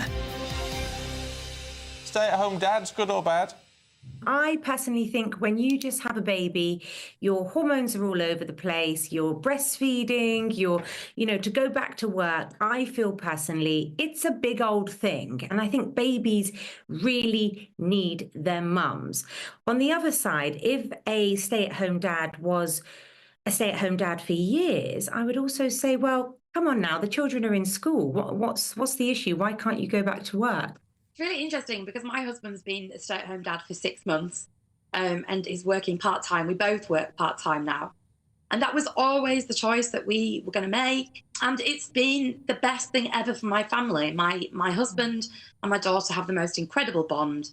He's much more practical, playful, and a better problem solver than me. I mean, the problem I see, Annette, with all of this is that you do get a lot of women who say, we don't want the stereotype. We don't like the stereotypes. And when men say, well, actually, I want to be the parent staying at home and looking after the child, it's frowned upon. So you can't have it both ways. I wouldn't say that's a long-term stay-at-home dad. And also, we're talking about actually dads should look after their children, and we shouldn't be praising them and say, oh, they're underappreciated for changing a nappy. That's their duty. I think it takes real guts as a man to decide that you're going to give up those things that society deems so highly, even if it's for a short time. Why is it then, Annette, that you say your dads should go back to work? I read an article about a dad who was a stay-at-home dad for 15 years, pursuing his hobbies and fitness and all that. Now, I just don't think that's fair. GB News, the People's Channel. Join me, Nana Akweer, for an informative, interactive news programme with a difference. It's fun. No, you didn't say that, Dave. I'm so surprised. I think there's an element of truth to that. Join me from 3 p.m. every weekend, only on GB News, Britain's news channel.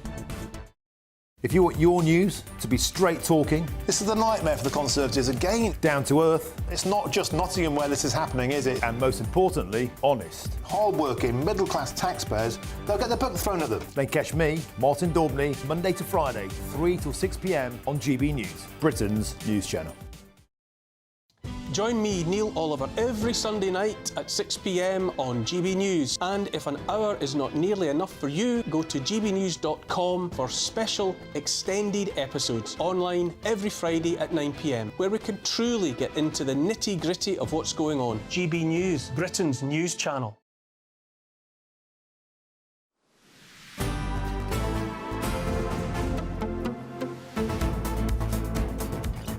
Good afternoon, Britain. It is now 1:22. Now, an Islamist who launched an anti-Israel knife attack in Burnley has been given an indefinite hospital order instead of a prison sentence.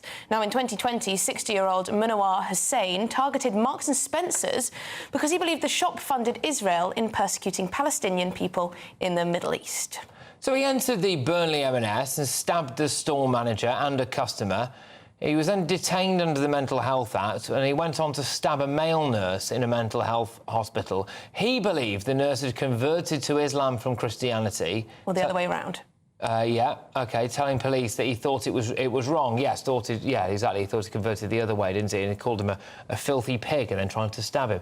So is it right that a man that attempted to murder 3 people has been spared jail? Yeah, why does this happen? Joining us now is barrister Rebecca Butler. Rebecca, reading this case, a lot of people will think, well, why on earth is he not behind bars? This is someone who had an ideology, it sounds like. It's someone who conducted himself in a very violent way, stabbing a woman in the neck and then going on to harm 2 others. Why would someone like that get a hospital order rather than a prison sentence?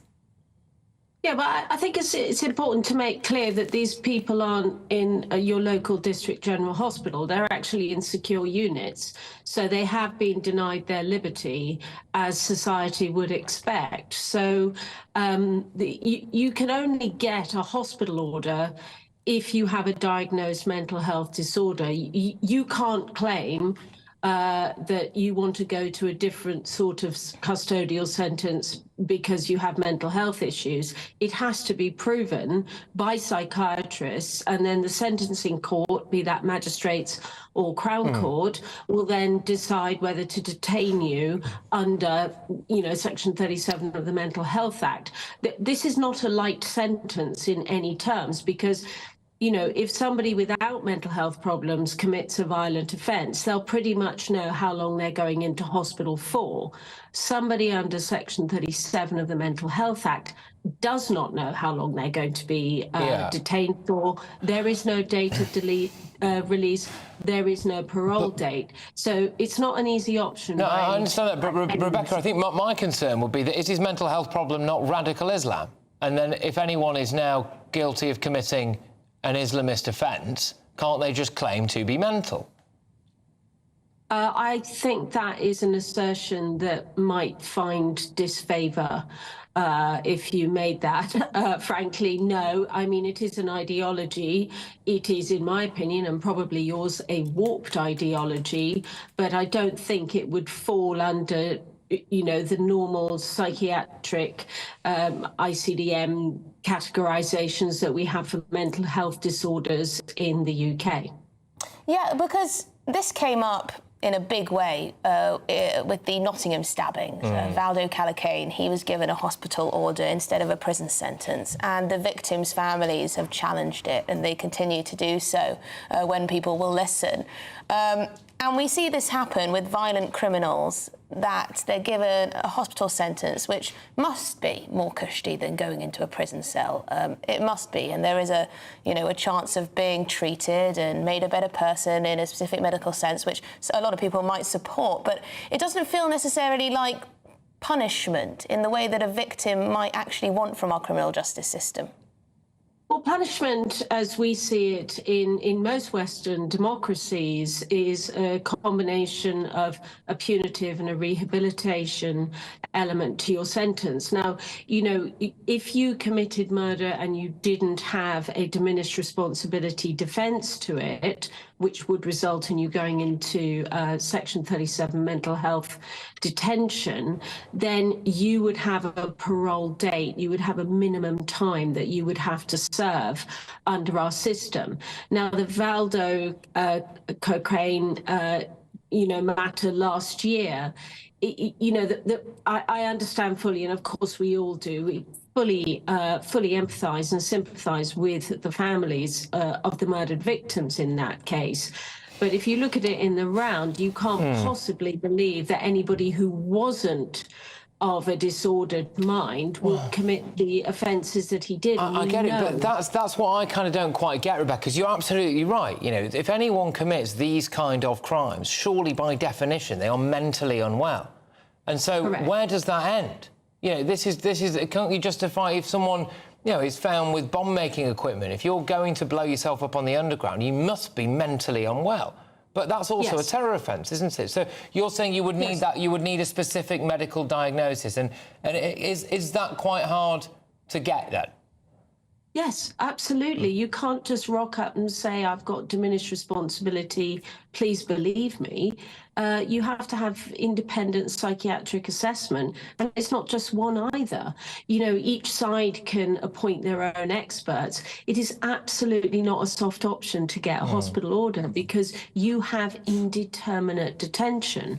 Now, by the way, the comforting figure is that only 1% of the prison population actually is detained under the Mental Health Act. It's about 8,000 currently. The reoffending rates are exceptionally low for people who are then subsequently released under Section 47 back into the community under sort of controlled environment. But don't make the assumption that it is cushy or comfortable, because it really isn't. They have lost their liberty. They don't see their family. They are very, very restricted in what they can and can't do. You know, it is punishment, and it is an indeterminate punishment. Some might say that actually that is pretty harsh, that they don't know on day one when they're ever going to be released, if at all. I mean, not for a violent criminal. I'm sure most people wouldn't have any sympathy in that respect, but they may see it as, yes, he is confined to a space. He doesn't know when he's going to be allowed to be free again. So how dissimilar is it from being in a prison cell? But people are concerned about what happens next. When will he be allowed out? If he can prove to a mental health practitioner or whoever's working at this unit that he's now in that he's sane of mind, will he be allowed out? To be honest, they're under far greater supervision, because they're under medical supervision following a mental health tribunal, following a hearing. And at those hearings, expert evidence is submitted. They do not generally have success at those mental health tribunals. Quite often the patients think they're better than they actually are, and you'll have the clinical staff plus a professional judge making a decision on release, but release is not without condition, and they're then supervised under mental health legislation and by mental health experts. Actually, if you release somebody on probation from a prison, their supervision is significantly less because of the burdens placed on the probation service, which, by the way, we're about to see a major crisis in probation with this mass release of prisoners that we're expecting over the next 6 weeks. Well, thank you very much indeed, Rebecca Butler. Great to talk to you, barrister. Of course, thank you very much. Yeah, I mean, look, hey, I defer to a better knowledge on this, absolutely, but I find it very difficult to understand what the difference is between radical Islamist ideology and being diagnosed with a mental health problem. I think also there's just a deep lack of trust in the criminal justice system at the moment. And also just in our institutions, whether it's mental health, whether it's hospitals. So he struck up a friend with a male nurse. He struck up a friendship with a male nurse who spoke Hindi. He said they discussed the nurse's religious background, during which this individual urged him to read the Quran.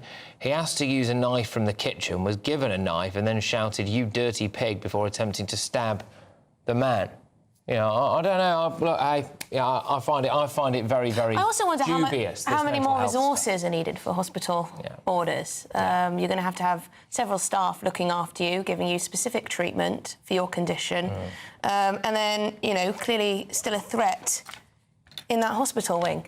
Anyway, this is Good Afternoon Britain. Let us know your thoughts. We've got lots more coming up today as well. An inquest has been opened into the death of Steve Diamond, who took his own life after appearing on the Jeremy Kyle show back in 2019. This is a very interesting case indeed. We're going to bring you the latest after your headlines with Tatiana.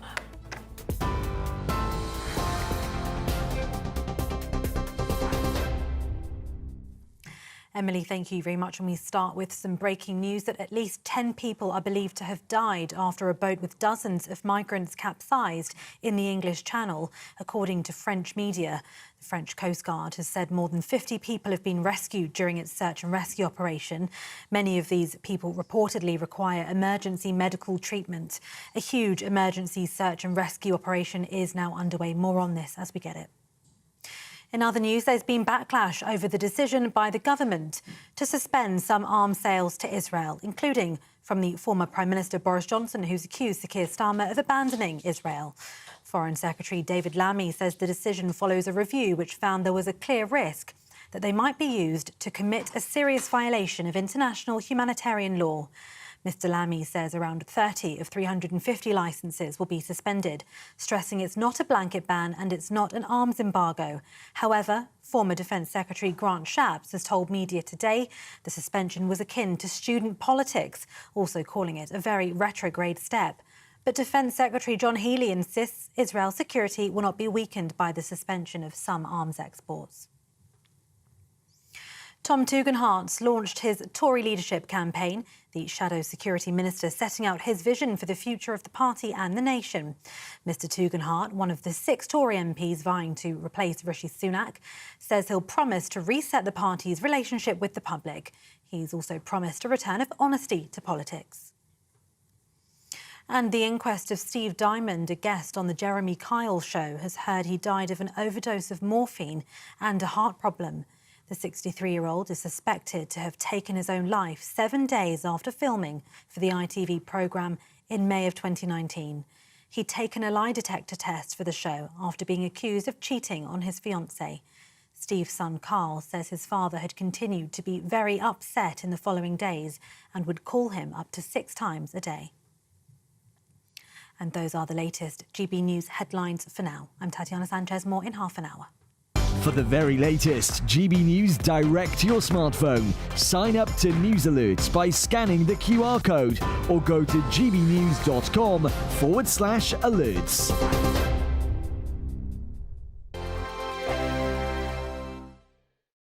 Hello, welcome to your latest GB News weather update brought to you from the Met Office. It's going to be a fresher day for most of us through today.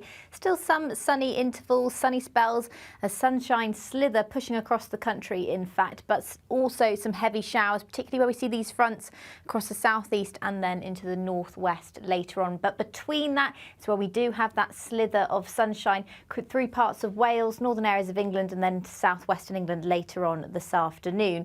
We could see some of these showers in the southeast turn quite heavy, as well as the ones in the northwest. There's a risk of potentially some thunder into tomorrow morning. And with a lot more cloud around, it's going to be feeling fresher than yesterday. Temperatures in the mid-teens for most areas. Still, though, fairly humid across the south and east. But that humid air will be booted out the way as we head into this evening. So a fresher night to come as well. But as I said, some of those showers could turn fairly heavy across northwestern areas.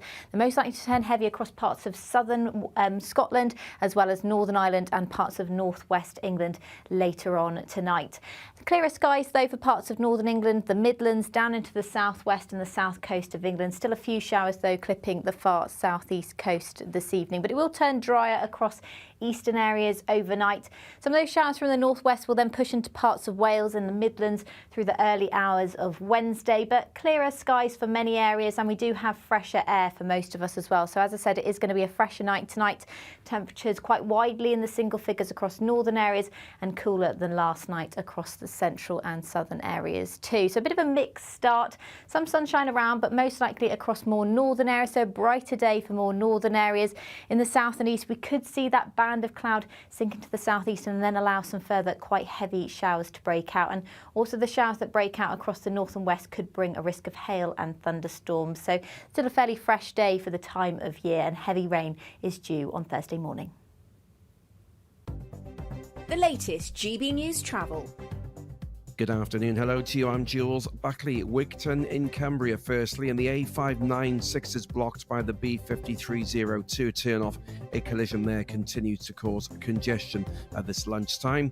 Southbound side of the M1 struggling, just heading past the turnoff at Daventry at 16. There was a collision earlier. All lanes, though, are back open.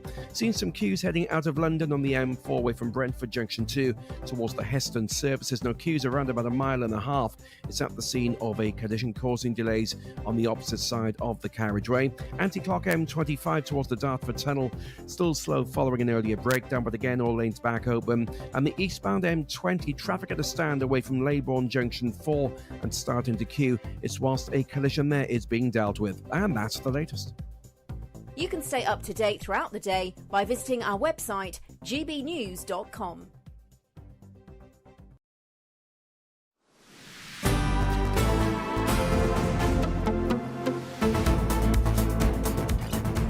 Welcome back to Good Afternoon Britain. Now, an inquest has begun today into the death of 63-year-old Steve Diamond, who took his own life after appearing on the Jeremy Kyle show back in 2019. Yes, his son has given evidence this morning at a coroner's inquest in Winchester.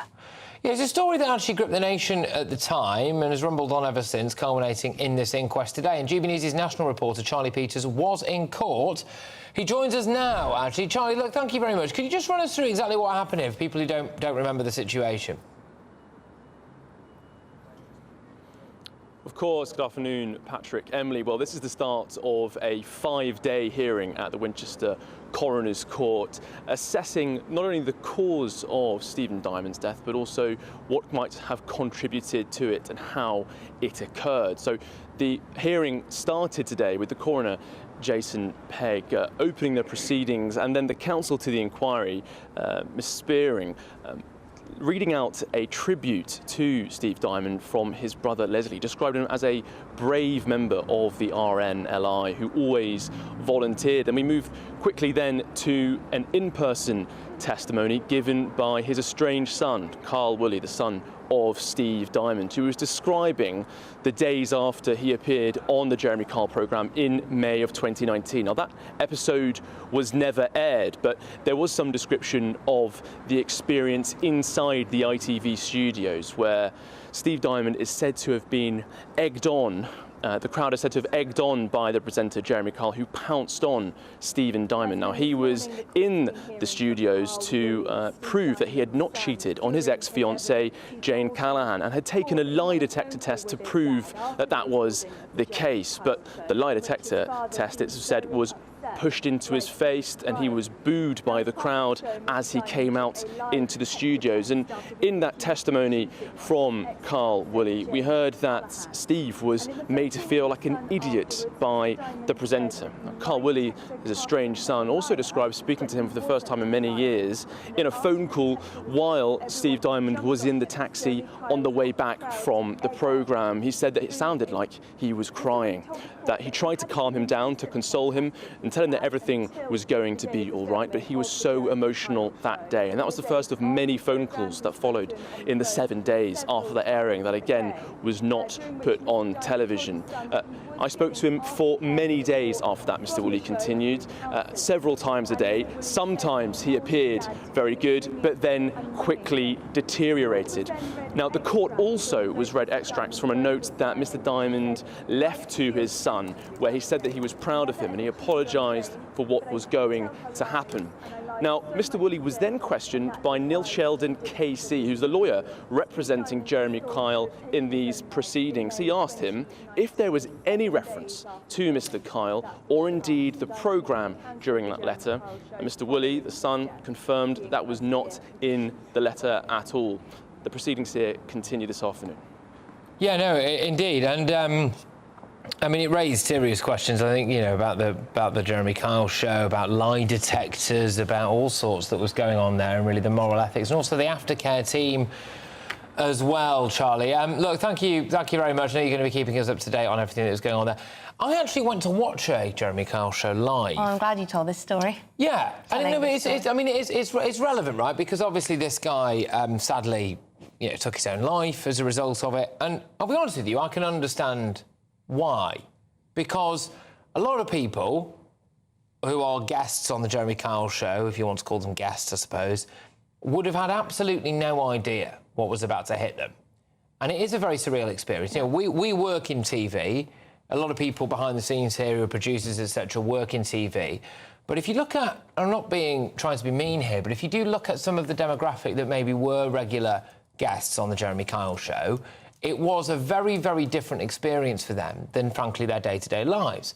And they were really confronted by some absolutely horrendous things, including a lie detector test or a DNA result or a lot of other stuff.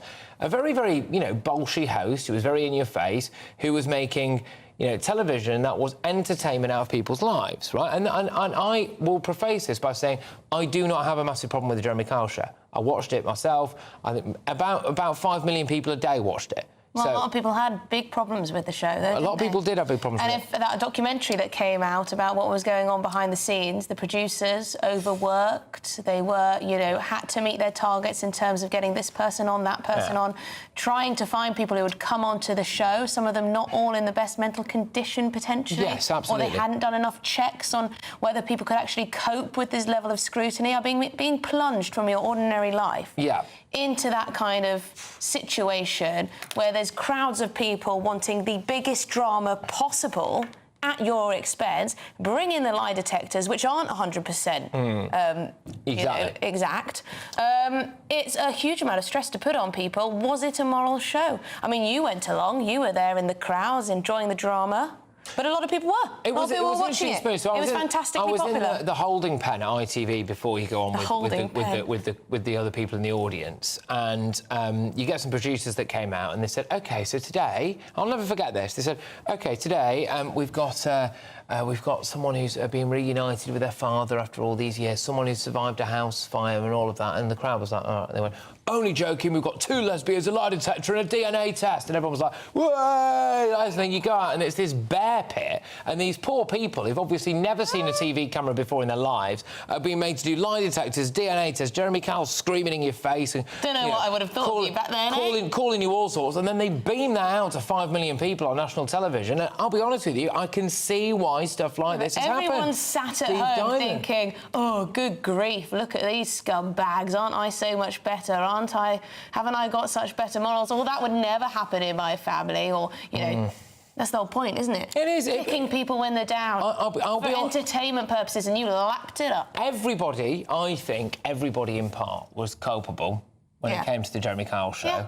And I will say that I am absolutely staggered on reflection now, looking back at it several years down the line, that it was only someone like Steve Diamond who sadly, you know, lost their lives as a result of this. I am amazed, really. I am amazed by it. But there is that question over, you know, if there wasn't demand for that type of show, then it wouldn't have run for so long. It was an incredibly popular... I think it was ITV's most popular daytime show, I think, anyway, for years and years and years. Millions and millions of viewers. Perhaps you watched it, and perhaps you wouldn't today watch something like that. Or now we've got all sorts of iterations, haven't we? You know, Love Island, that's not always great for people. You've got other reality shows, Naked Attraction, all sorts. Also, to be fair, just quickly, to be fair on Jeremy Kyle, you know, it wasn't his, you know, like he's recreating things like Jerry Springer, these shows that all existed elsewhere, you know, Anyway, right, well... It's an interesting one, isn't it?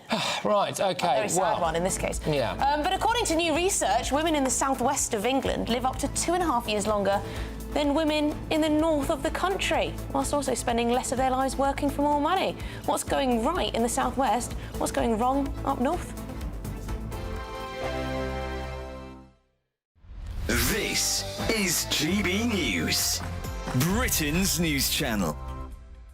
This Bank Holiday Monday will be celebrating National Dog Day by uncovering how many pet owners would rather spend the bank holiday with their pet over their partner. In fact, new research has uncovered the 5 key personas that make up Generation Pet. That's a new wave of post-pandemic pet owners, with 58% saying they worry about their pet being diagnosed with a serious illness.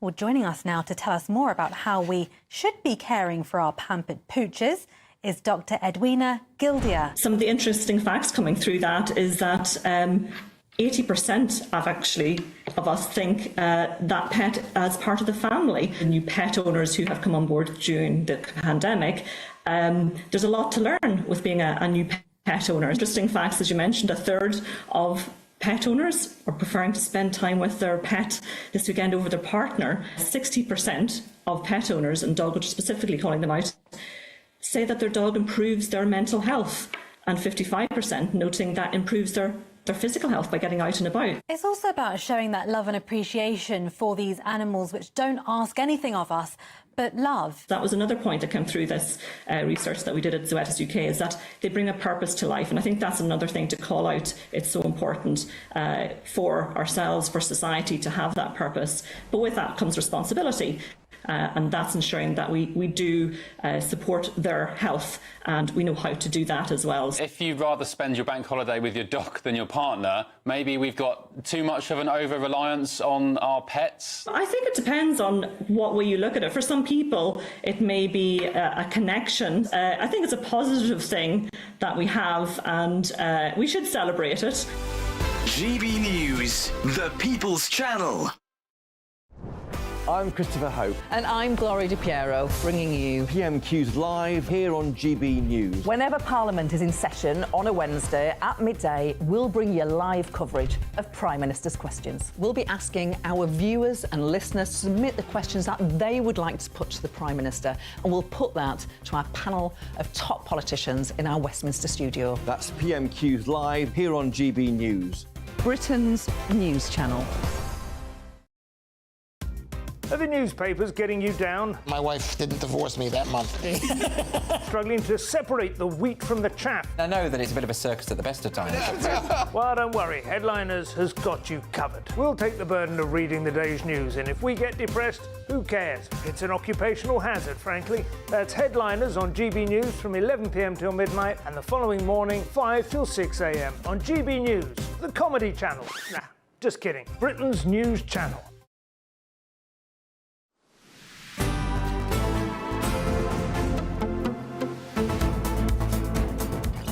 Well, good afternoon, Britain. It is now 1:49, and are women in the north being failed? A shocking new study has found stark regional disparities in the life expectancy of British women, depending on where they live. So apparently, those in the southwest live up to 2.5 years longer than their northern counterparts, who also face longer work hours and lower pay. So we should all move down to the southwest. No, don't do Well, that. let's speak to the Executive Director of Health Equity North, Hannah Davis. Hannah, thank you very much for coming on the show. So why is this then, that if you live in the north and you happen to be a woman, you're going to live less long? There's a number of reasons, and a lot of it is to do with the inequalities that the north has seen over the past number of years. So the north has been hit by the cost of living crisis. It's been hit by austerity harder than the rest of the country. For example, welfare cuts in Blackpool were £690 per person compared to £190 per person in the much richer Cambridge. But then there's been underinvestment in education systems, in health systems, and in even things such as transport that we know help productivity and help improve the outcomes of people across the north of England. So what's underlying the vast majority of this is increased poverty in the north of England. OK, so this with the great... I mean, I'm saying this as someone who's from the north, right? This can't just be a coincidence.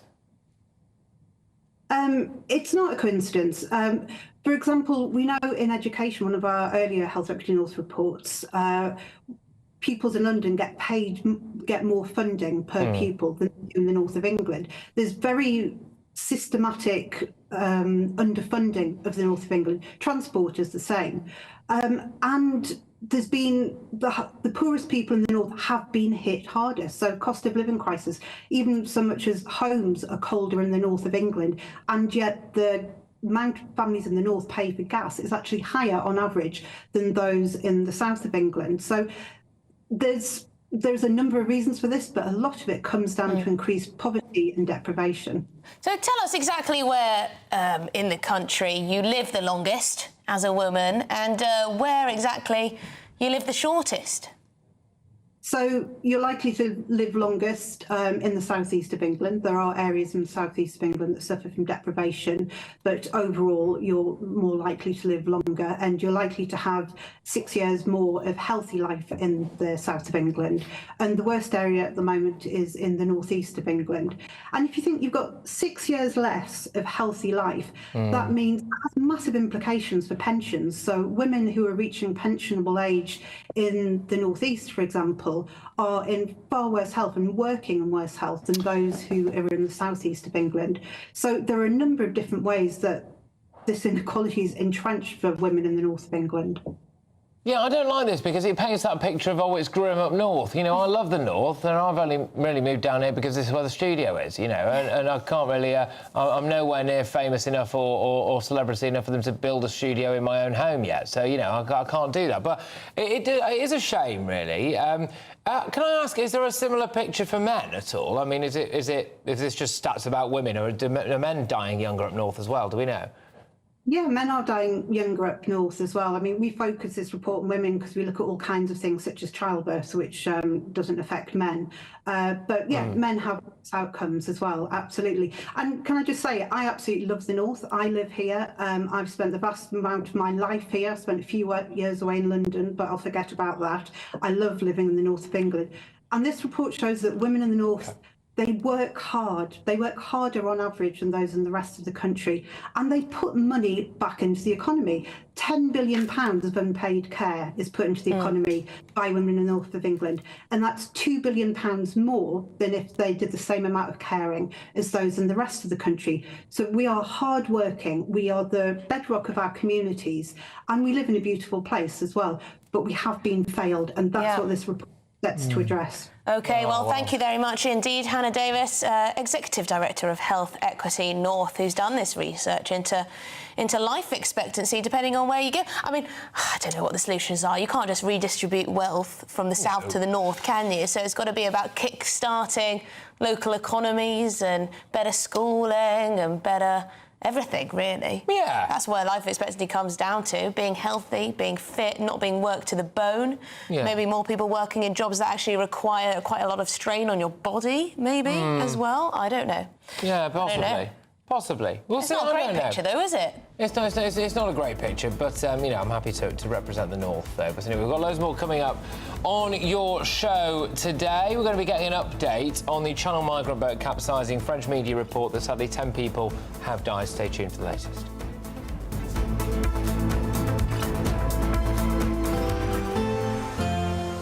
A brighter outlook with Box Solar, sponsors of weather on GB News. Good afternoon. Welcome to your latest GB News weather update, brought to you from the Met Office. Through the rest of the day, there is a risk of showers for some of us, but also some sunny spells, and clearer skies will lead to a cooler night tonight for many areas, but particularly across northern areas. Now, this weather front is pushing into parts of Scotland, Northern Ireland through the rest of today, bringing a risk of showers here, and any showers across the south and east will push away to the east as well. So quite a lot of cloud to come across much of Scotland, and then into parts of Wales, northern England overnight, as well as the southwest. To the north, though, we'll see clearer skies developing, as well as a few showers, particularly across southern areas of Scotland and Northern Ireland. But under the clear skies, temperatures could fall as low as 2 or 3 degrees across rural parts of Scotland. Further south, a milder night than that, but definitely cooler than it has been lately. So with clearer skies across more northern areas, it will be a bright but chilly start to the day across western and central areas of Scotland in particular. As I said, there's a risk of some quite heavy showers across southwestern areas of Scotland as well as Northern Ireland. We could see some hail, possibly some thunder in there through the rest of Wednesday. A few showers still across parts of the Midlands, southern counties of England too, with a bit more cloud around. But I think there will be some sunshine on offer despite the slightly cooler start on Wednesday, and a mix of sunny spells and a risk of showers through the rest of the day as well. As I said, some of those showers could turn quite heavy, particularly into Wednesday afternoon across parts of Scotland and Northern Ireland, as well as the south east. But in any sunshine, it won't feel too bad. Temperatures are a little bit below average, but the winds will be light, so it will feel pleasant enough in any sunshine with temperatures in the high teens. Now, the showers will tend to fade across northern areas through Wednesday evening, but it's in the south and east where we see the showers intensify through Wednesday evening. There's a risk of some localised flooding through Thursday morning and a weather warning in force. But towards the end of the week and the weekend, it actually looks like it will turn drier and warmer across north and western areas. That warm feeling inside from Boxed Boilers, sponsors of weather on GB News. This is your chance. Good luck. Tune in to Friday Night Live with me, Mark Dolan. GB News royalty with your perfect start to the weekend. Lucky us. Feisty and fearless guests. Well, I'm a normal person, so ask me. Honest opinions that raises more questions than a Gary Barlow tax return. And a few surprises along the way. Might be cold in this studio. That is Friday Night Live with me, Mark Dolan. 8 to 9 only on GB News, the People's Channel, Britain's news channel. Hi there, I'm Michelle Dewberry, and I'm going to take a second to tell you all about my show, Dubes & Co. We start off with the issues of the day. We then bring in both sides of the argument. We get rid of the disrespect. And then you throw me into the mix. And trust me, I'll tell it exactly how it is. And then, of course, the magic ingredient, you at home. We mix it all together, and what have we got? In my opinion, the best debate show in town. Monday to Friday, 6 till 7 on GB News, Britain's news channel. Are the newspapers getting you down? My wife didn't divorce me that month. Struggling to separate the wheat from the chaff? I know that it's a bit of a circus at the best of times. Well, don't worry, Headliners has got you covered. We'll take the burden of reading the day's news, and if we get depressed, who cares? It's an occupational hazard, frankly. That's Headliners on GB News from 11 p.m. till midnight, and the following morning, 5 till 6 a.m. on GB News, the comedy channel. Nah, just kidding. Britain's news channel. Join me, Camilla Tominey, for a frank and honest discussion with those in power that cuts through the spin and gets to the heart of the issues shaping our nation. You haven't confirmed that you want to stand as leader, but you haven't ruled it out either. This report basically says that he's not fit to stand trial. Is he indecisive? Incompetent? I deliver the dose of reality Westminster needs. That's the Camilla Tominey Show at 9:30 every Sunday on GB News, the People's Channel, Britain's news channel.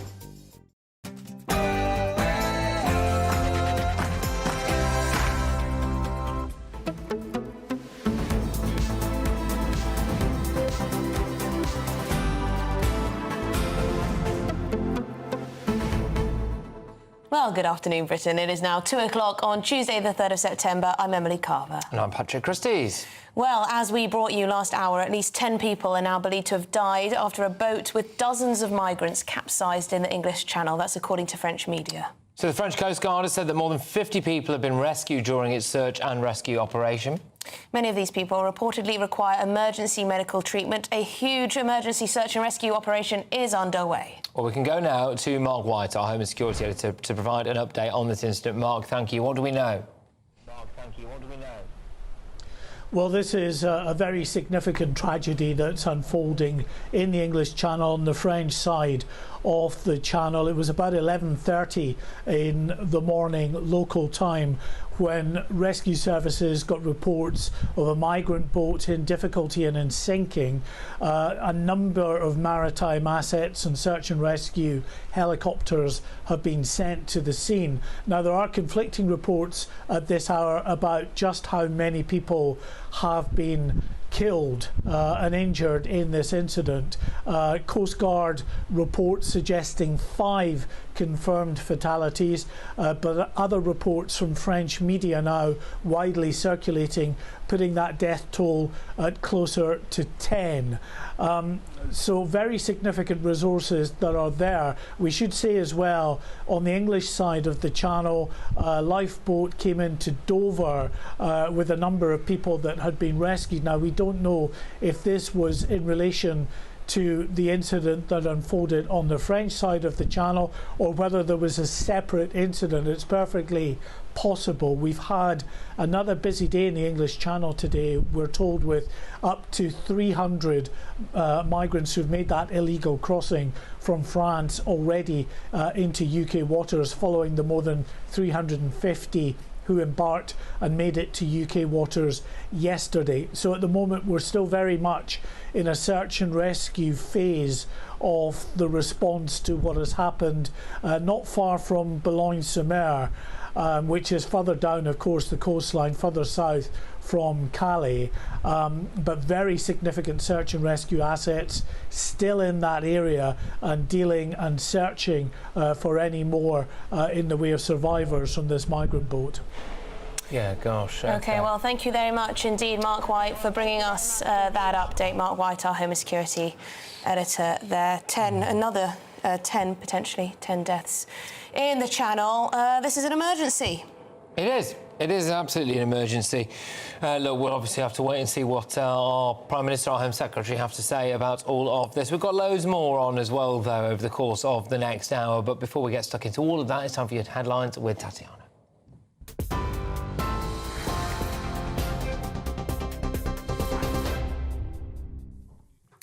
Patrick, thank you. And as you've just been hearing, the French Coast Guard has confirmed that at least 5 people have died after a boat with dozens of migrants capsized in the English Channel.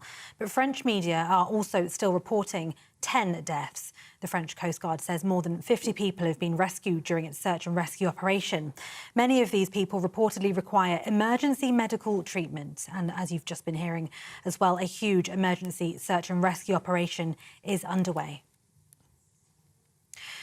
In other news, there's been backlash over the decision by the government to suspend some arms sales to Israel, including from the former Prime Minister Boris Johnson, who's accused Sir Keir Starmer of abandoning the country. Foreign Secretary David Lammy says the decision follows a review which found there was a clear risk they might be used to commit a serious violation of international humanitarian law. Mr Lammy says around 30 of 350 licences will be suspended, stressing it's not a blanket ban and it's not an arms embargo. However, former Defence Secretary Grant Shapps has told media that the suspension was akin to student politics, also calling it a very retrograde step. But Defence Secretary John Healey insists Israel's security will not be weakened by the suspension of some arms exports. Shadow Transport Secretary Helen Whately says it's bad timing.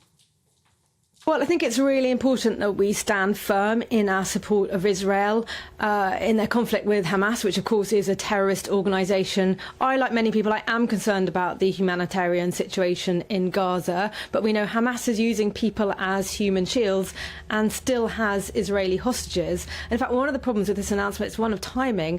It was just a few days ago that Hamas murdered 6 hostages rather than release them. And right on the back of that is this announcement by Labour about limiting arms sales to Israel. And Tom Tugendhat's launched his Tory leadership campaign, the Shadow Security Minister setting out his vision for the future of the party and the nation. Mr Tugendhat, one of the 6 Tory MPs vying to be Rishi Sunak's successor, says he'll promise to reset the party's relationship with the public. He also promised a return of honesty to politics. We must change, and Britain deserves better. Now, we need a different government, one that will serve our country with conviction and act for you. My mission is the happiness and prosperity of the British people. Now, it's easy to say, but it's tough to deliver, because at its heart, it's about putting the government back at the service of the people. It's about investment and innovation, but it's also about freedom. Freedom to succeed, and yes, freedom to fail. It's about a commitment to grow our economy and to see our people prosper. And the inquest of Steve Diamond, a guest on the Jeremy Kyle show, has heard that the 63-year-old died of an overdose of morphine and a heart problem. He is suspected to have taken his own life 7 days after filming for the ITV programme in May of 2019. He'd taken a lie detector test for the show after being accused of cheating on his fiancée. Steve's son, Carl, says his father had continued to be very upset in the following days and would call him up to 6 times a day. And those are the latest GB News headlines for now. I'm Tatiana Sanchez. More from me in half an hour. For the very latest GB News direct to your smartphone, sign up to News Alerts by scanning the QR code or go to gbnews.com/alerts.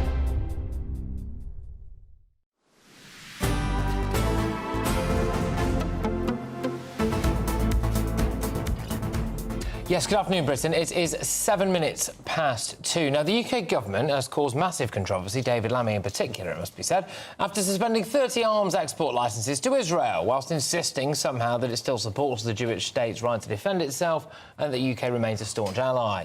Yes, well, making the announcement, Foreign Secretary David Lammy said there was a clear risk the arms could be used to breach international humanitarian law in the hands of the Israeli government. Well, there's a lot going on here, really, isn't there? Because the Americans have come out and essentially accused the Labour government of lying to them. At least a source has. That they weren't going to do this. You've got the clear implications of what it means about a key ally there in the Middle East, isn't it? And question marks over whether or not the Labour Party here is caving into the pro-Palestine brigade.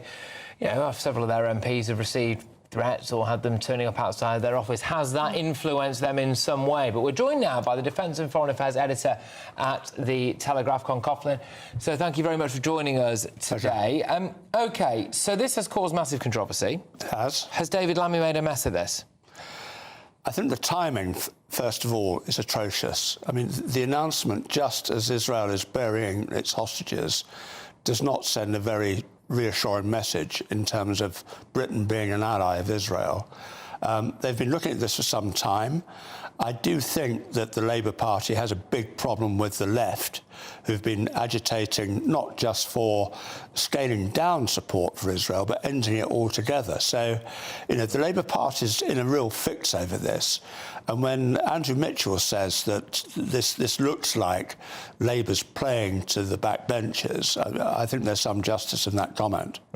But he's still getting a lot of grief from the left on this. He is. They're saying you should have gone further, there should be a total arms embargo on Israel, we should boycott Israel, this doesn't go far enough.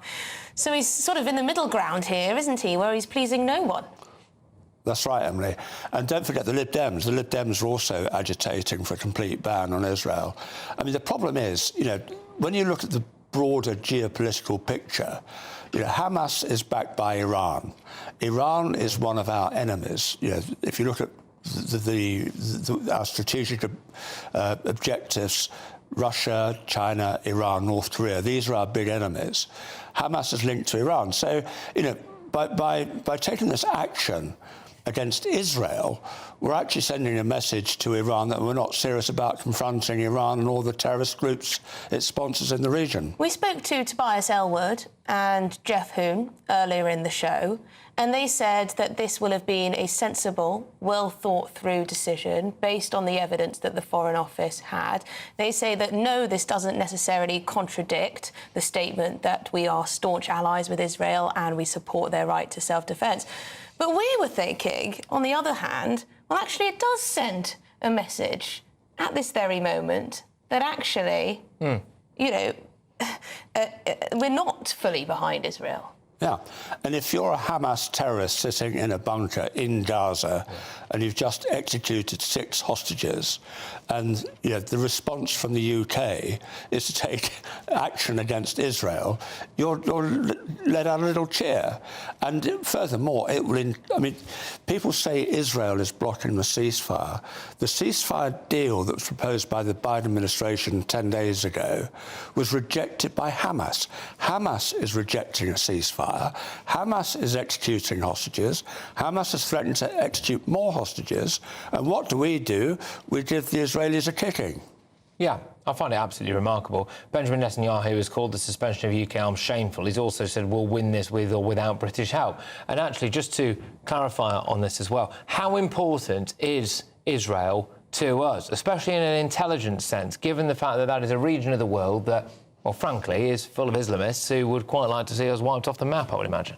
Yeah, it is quite an important strategic partnership. and it's been like that for about a decade or so. We have very good relations with the Israelis on the intelligence front and to a lesser extent on the military front. And the intelligence sharing is vital on things like the Iranian nuclear program, the Iranian-backed terrorist networks that are not just in the Middle East, they are here in the UK. We've seen evidence of Iranian terror cells operating in London in the last couple of years. Yep. MI5, I think, said last year they disrupted 10 Iranian-inspired plots in the UK. So our intelligence gathering and sharing with the Israelis is vital to our national security, which is why I find when people like Tobias Aylward and Jeff Hoon say that this is a good thing to do, I think we're shooting ourselves in the foot. Yeah. But we can't deny that there are millions, if not billions, of people who are deeply concerned with Israel's actions in Gaza and the loss of innocent life over there. If our government wanted Israel to change tack in the way they responded to the Hamas terror attack on their territory, then is this not a way to do that? Well, David Lammy went out to Israel in August and he basically pledged allegiance to Israel, supported Israel's right to self-defence. Everybody wants the Gaza conflict to end. As I said, the last ceasefire proposal that the Biden administration put together with the help of Qatar, which sponsors Hamas, with the help of the Egyptians, was rejected by Hamas. Yeah. You can't have peace if your enemy just wants to carry on fighting. There seems to be the narrative that it's actually the Israelis that are the difficult negotiating partner, rather than Hamas. Hamas has won the propaganda war, hands down. And whatever the Israelis do, they're accused of war crimes, they're accused of all kinds of things. But this is a problem, which is whether or not this Labour Party is compromised. When you've seen its former leader, who is now setting up a group of 5, the Gaza Gang, as I'm calling them, 5 of them now, quite a radical bloc in Parliament. Our current Prime Minister tried to get that guy elected twice, Jeremy Corbyn. You've seen several Labour MPs on the stump at these pro-Palestine marches, perfectly happy to wander around with people with deeply anti-Semitic slogans, with "From the River to the Sea" beamed across on our Houses of Parliament, etc. With people also, on top of that, turning up outside their offices. I've attended some of those situations where it's been incredibly intimidating for people.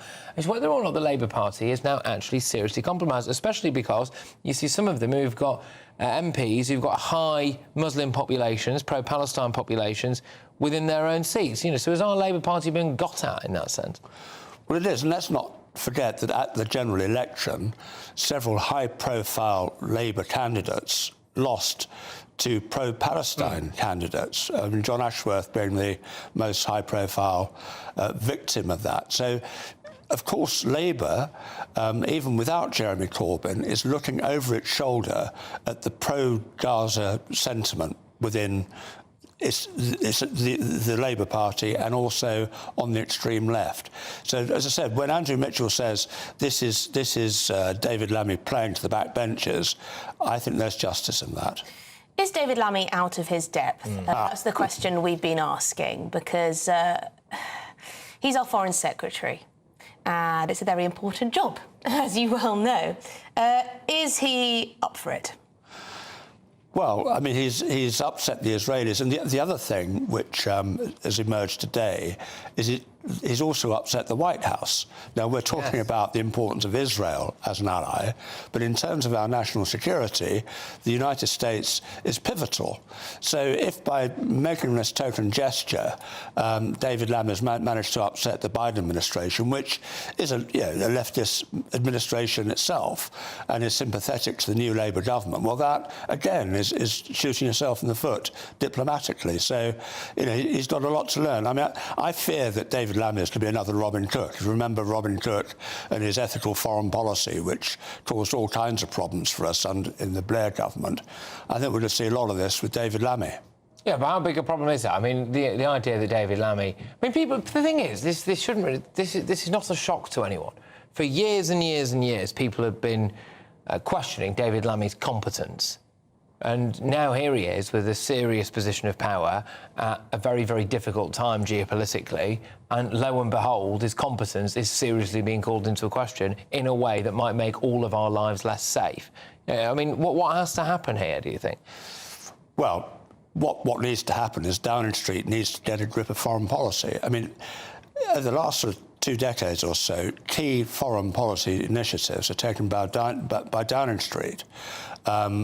And the fact that David Lammy has been let loose to follow his own agenda, and he's got quite a sort of leftist group around him at the Foreign Office. So, I think this could be a real problem for our own national security interests going forward. I mean, he did say, didn't he, that Labour would comply with any arrest warrant from the International Court of Benjamin Netanyahu. He did say he wasn't going to ban arms sales exports to Israel, gone back on that. I mean, there are big questions here. Do you think it's fair for Boris Johnson to question whether he's on the side of Hamas, or is that too far? Well, I think Boris is entitled to his views. I mean, Boris is for all his faults, Boris, when he was Prime Minister, and less so when he was Foreign Secretary, but certainly when he was Prime Minister, he understood the really important issues on the world stage, and certainly in terms of his support for Israel, his support for Ukraine, was peerless. And I think, Boris has every right to criticise Lammy, and I do think, as I said, the Hamas terrorists hiding in those tunnels in Gaza will be, celebrating Lammy's decision. Yeah, I mean, that's one thing I care about. Has David Lammy just made Hamas happy? And that's an issue. If the answer to that question is yes, if the answer to that question is ever yes, then I think there has to be some serious scrutiny on that. But look, Con, thank you very, very much. Great to have you on the show. Con, pleasure to be here. Thank you. Is Defence and Foreign Affairs Editor at The Telegraph. Well, in other news, Chancellor Rachel Reeves is defending her decision to cut the winter fuel allowance payments on some pensioners, saying increases to the basic state pension will make people £900 better off than a year ago. But she continues to face quite a lot of backlash, actually, from her own party and the Conservatives. Well, just a bit. I believe we're now joined. Oh, yeah, sorry, just to say one thing as well. Another reason why it's particularly controversial is that Ed Miliband's out again today saying how well he's done in terms of getting green energy investments. I'm just going to read this to you now. The results are in. The government has secured a record-breaking 131 new clean energy projects in the last renewable auction. He says they inherited a broken energy policy. Now they're acting immediately to fix it. To which all the response has been, well, hang on a minute, that tender process started under the Conservatives, and the other aspect to it is as well, can the old people get the winter fuel allowance back now, please? No, it doesn't look like they're going to. There certainly is going to be no debate and vote on the matter. But we are joined by GB News political correspondent Catherine Forster. Catherine, this issue isn't going away for the new Labour government. Winter fuel allowance, one of the first things that they announced and then did, essentially no vote in Parliament, at the same time as giving away huge pay offers to the public sector, some say to their trade union paymasters. I mean, where are we with all of this? Yes, a bit of a grilling in the Commons for the new Chancellor, Rachel Reeves.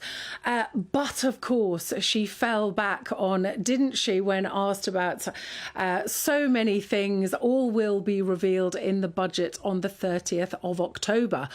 But, of course, we do know that they are removing the winter fuel allowance for all but the poorest pensioners. And with that, Rachel Reeves is sticking to her guns. She basically said, look, pensioners are now getting £900 a year more than previously. That's going to help. And also the government are trying to boost the take-up of pension credit, because if you qualify for pension credit, you qualify for the winter fuel allowance. And that is worth pension credit can be up to worth £4,000 a year. The problem is that it's all very complicated to fill in and to get. So there is a lot of unhappiness across the political spectrum about the decision that Labour have made, about these choices. We've heard it's painful, but many pensioners feeling that they are being punished. It isn't going away. The Lib Dems and the Conservatives have called for a debate. That doesn't look like it's going to happen. But plenty of Labour MPs unhappy about it too. Their inboxes full of very unhappy, very worried pensioners. So this is an issue that is not going away at all. No, absolutely, Catherine. Well, thank you very, very much for bringing that to us. Obviously, we're going to have to watch this space when it comes to what goes on with pensioners going forward. It's Catherine Forster. But another thing is that Labour are apparently considering raising the retirement age. So raising the retirement age to 68, I think it is. On top of that, you know, that's something that will ignite a huge We're going to be debate. working till we're 85, aren't we? The thing is, in this line Who of will work, hire though, us? you'd want to. Like, I'd like Yes, to. some jobs you can do for longer, certainly. Yeah. Anything that's back-breaking, you certainly can't. No, this is it. I mean, there's a big difference between the kind of stuff that I do sitting behind this desk running my mouth off and someone who actually does a manual trade, you know, but... Sometimes you get out and about, you know, a bit of strain. Oh, yeah. But yes, this issue about these... I think maybe we'll talk about these auctions on this green energy. Ed Miliband basically patting himself on the back with this big thing on social media saying how fantastic, record-breaking 131 new clean energy products in the latest renewable auction round. Lots of people pointing out that actually that was the Conservatives doing. Yes. Because they upped the subsidies. Well, the words untruth piled upon untruth is now surrounding Ed Miliband there. Surely not, Ed. Surely not. Surely not. Anyway, we've got lots more coming up on today's show, including the latest official figures reveal that the number of Brits requesting to change gender has risen by up to 75% in just 2 years, with millennials and Gen Zs believed to be the primary drivers of the surge. And apparently you can now register for a £5. Yeah, you can. This is going to get worse, not better. Genderless Britain. Welcome to that hellscape.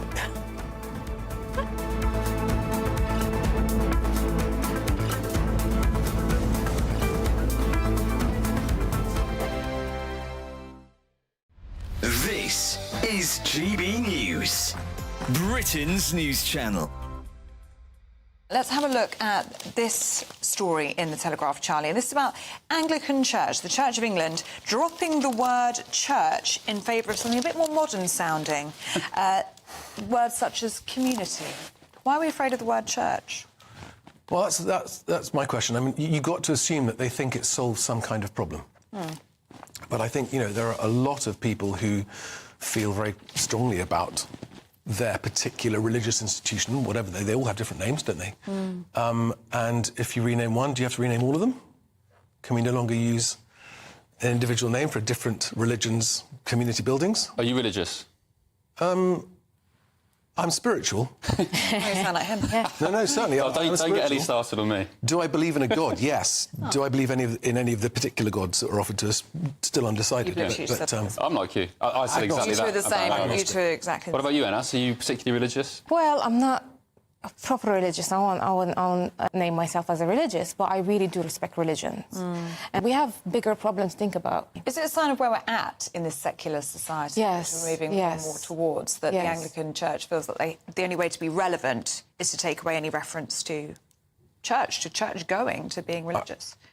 I think if the substance of what you're offering is good, it doesn't matter what it's called. You know, so if people are going to find solace and peace in a place that makes them feel better, they're not going to care too much about what it's called. So I think relabeling it, rebranding it, I don't know, maybe it'll help, maybe it won't, but it's going to certainly upset a lot of people, I should think. And people whose religion is important to them and kind of central to their lives, you can imagine. Absolutely. There's a reason Justin Welby is nicknamed by some quarters the Archbishop of Woke. Maybe this adds fuel to the fire, who knows?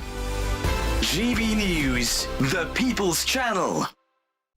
Every Saturday, 10 till 12, we'll bring you all of the news that you need to know. We'll also remind you that there is so much to smile about. It's my favourite time of the week. I get to relax, enjoy some light-hearted stories and let Ellie teach me about fashion too. That's Saturday Morning Live, every Saturday, 10 till 12. Only on GB News, Britain's news channel. I'm Christopher Hope. From pop stars to politicians, I'll interview anybody in a pub who's got a political opinion. Join me every Friday on Spotify, Apple Podcasts, YouTube or gbnews.com, or wherever you get your podcasts. This is GB News, the People's Channel. If you want your news to be straight talking, this is a nightmare for the Conservatives again. down to earth, It's not just Nottingham where this is happening, is it? and most importantly, honest, Hard-working, middle-class taxpayers, they'll get their book thrown at them. then catch me, Martin Daubney, Monday to Friday, 3 till 6 p.m. on GB News, Britain's news channel.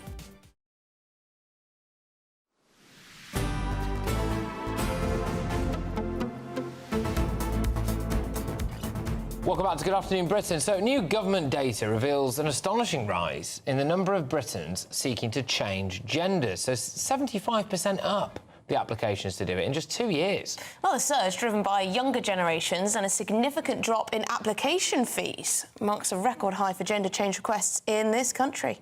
The Labour Party's recent pledge to simplify the gender recognition process could see these numbers climb even further as well. So, I mean, this is really quite amazing times we live in a way. Well, joining us now to discuss this is gender-critical policy researcher Lottie Moore. Lottie, 75% increase in just 2 years. What's behind that? Yeah, well, I mean, I think if you look at the data from the Ministry of Justice, it is definitely, people born from 2000 onwards, so who are now 24. So it's definitely kind of young adults. But I mean, in lots of places now, a pint costs more than it does to change your sex legally. Unbelievable. And it is unbelievable. And also what you're talking about is, you're talking about a piece of paper that says that you are something which you're not. So although we have the concept of legal sex in this country, in reality, that's a fiction because there's only sex. There's no such thing as legal sex, really, in reality. Where's this coming from, Lottie? So, OK, so it's the younger generation, we get that. Now, this is something that I refuse to believe that for the entirety of human history, there was this amount of people who were continually wrestling with the body that they were born in with, and that they were desperately trying to get out of it and all of this stuff, which implies to me that actually maybe children are being taught this a bit. Is that unfair, or have I said something dangerously transphobic there? No, I don't think that's transphobic at all. I think that's bang on, to be honest, Patrick. We know that schools have been teaching gender ideology. Stonewall, who have now, a sort of pushing back a bit from the T, have been pushing gender ideology in schools for years. And I think that if you tell a child that they can change sex, and children are impressionable, then they'll believe you. And I think that it's really irresponsible. And so I think that this is the sort of natural process. If this starts in the classroom, and we also know that schools are transitioning children, without their parents' knowledge sometimes. Socially, yeah. Socially transitioning their children, yeah, exactly. Then this is the natural step, is that as soon as they become adults, that they can get this certificate that basically says that they're the opposite sex. So I think that the other thing is that, I would say, Annalise Dodds, who has consistently said, we need to make this, it's really complex and it's really difficult, was clearly not, because all of these people are successful in doing it. Surely it should be complex and difficult. I mean, it's a life-altering decision. There should be a few hoops to go through, don't you think? But we often talk about this issue with regard to men who are transitioning to women because of the impacts on things like sports or women's spaces and prisons, etc., etc. But I'm particularly worried about teenage girls because I know there's been a very steep rise in the number of girls who are saying that they are a boy, or they're experiencing gender dysphoria or whatever. And I've read a lot about this, and a lot of people who've looked into this, they see it as a social contagion, almost akin to eating disorders, often girls who have autism or other issues as well, who may be seeking to, not be a woman. They're not ready to be a woman, and they might go down this path. It's very complicated, isn't it? And we are seeing this problem with teenage girls. Yeah, absolutely. I mean, I think that since 2011, the rates of girls, this always used to be middle-aged men that were doing this, and now we have teenage girls that are suddenly presenting as the opposite sex. And I think it points to something really concerning. As you say, a lot of these girls are autistic. Sometimes they are lesbian and they're gender non-conforming. And the difference is, when I was at school, it was really trendy to cut yourself. And the teachers all said, that's a terrible thing to do, don't do it. Whereas now, a teenage girl says, I want to cut off my healthy breasts. And the teacher says, yeah, no, great, go for it. You're liberated. So I think we need to, history is a good teacher. And I think we need to look back. And there's nothing wrong with being gender non-conforming. And, not all girls have to, slap the makeup on and wear a pink dress and high heels, do they? Could I also just ask you, Lottie, we were playing some footage there whilst you were talking of these big, pro-trans marches, and they call trans liberation now. Trans liberation now. Well, are they not liberated? I mean, what is it that's holding people back? I don't get it. You can clearly change gender for the price of a pint in this country at the moment, and there appears to be a ready supply of doctors willing to do pretty much anything that you ask them when it comes to this. I mean, what is the liberation that we need now? I think that there is, because there has been a pushback on this stuff from women who understand that sex is real and that has implications within our public policy. I think that there is a difference. You can't get your rights by taking away from someone else's. And actually, everyone in this country has human rights. There is, we have a very, very good equalities legislation in the UK. That generally works quite well, but that does not mean that you can take someone else's sex-based rights away from them just because you feel like you want to. You feel like you want them. That's an entire thing. Yeah, it's exactly that. It's not what's liberating for one person might massively infringe on the human rights of another. I suppose. Well, look, Lottie, thank you very much. It's great to have you on the show. Lottie Moore there, as gender-critical policy researcher. Right, we've got lots more coming up on today's show. We're going to bring you more reaction to the British government's controversial decision to suspend some arms sales to Israel. There's a lot of political fallout across the pond, in Israel, of course, and in this country. David Lammy. And it's only just beginning to unravel. So there's David Lammy going into number 10, and we've got your headlines with Tatiana.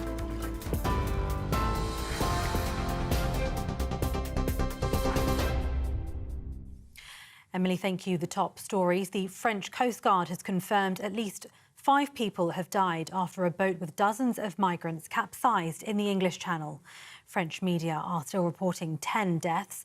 The French Coast Guard says more than 50 people have been rescued during its search and rescue operation. Many of these people reportedly require emergency medical treatment. A huge emergency search and rescue operation is underway. Now, there's been a backlash over the decision by the government to suspend some arms sales to Israel, including from the former Prime Minister Boris Johnson, who's accused Sir Keir Starmer of abandoning Israel. Foreign Secretary David Lammy says the decision follows a review which found there was a clear risk they might be used to commit a serious violation of international humanitarian law. Mr Lammy says 30 of 350 licences will be suspended, stressing it's not a blanket ban, and he says it's not an arms embargo. However, former Defence Secretary Grant Shapps has told media the suspension was akin to student politics, also calling it a very retrograde step. But Defence Secretary John Healey insists Israel's security will not be weakened by the suspension of some arms exports. Tom Tugendhat launched his Tory leadership campaign today, the Shadow Security Minister setting out his vision for the future of the party and for the nation. Mr Tugendhat, one of 6 Tory MPs vying to replace Rishi Sunak, says he'll promise to reset the party's relationship with the public. He's also promised a return of honesty to politics. And 5 children have been arrested over the murder of an 80-year-old man. He was walking his dog in a park in Leicestershire when he was seriously assaulted by a group of young people on Sunday and died in hospital. A boy and a girl, both aged 14, and 1 boy and 2 girls, aged 12, have been arrested on suspicion of murder. Police are appealing for witnesses to come forward. And due to prior police contact with the victim, the force will be making a voluntary referral to the Independent Office of Police Conduct. And those are the latest GB News headlines for now. More in half an hour. For the very latest GB News direct to your smartphone, sign up to News Alerts by scanning the QR code or go to gbnews.com/alerts.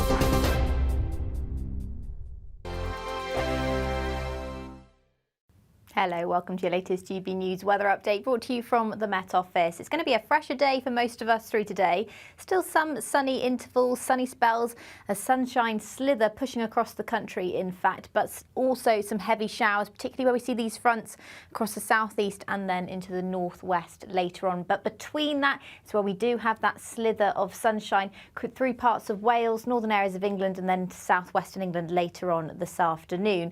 We could see some of these showers in the southeast turn quite heavy, as well as the ones in the northwest. There's a risk of potentially some thunder into tomorrow morning. And with a lot more cloud around, it's going to be feeling fresher than yesterday. Temperatures in the mid-teens for most areas, still though fairly humid across the south and east. But that humid air will be booted out the way as we head into this evening. So a fresher night to come as well. But as I said, some of those showers could turn fairly heavy across northwestern areas.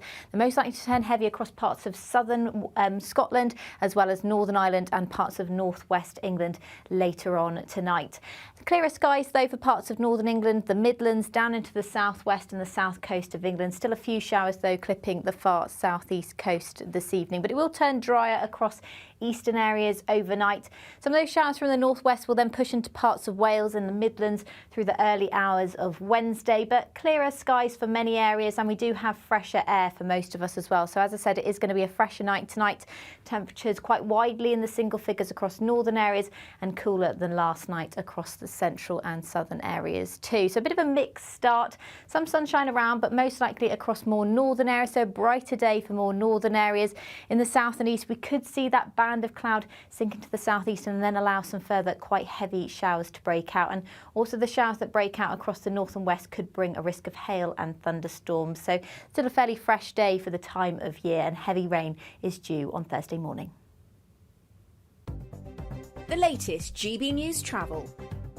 Good afternoon. Hello, I'm Jules Buckley. Let's go to Everthorpe in East Yorkshire firstly. The eastbound A63 has a lane shut in queues off the M62 at junction 38 down towards Cave Road. 2 cars involved and delays.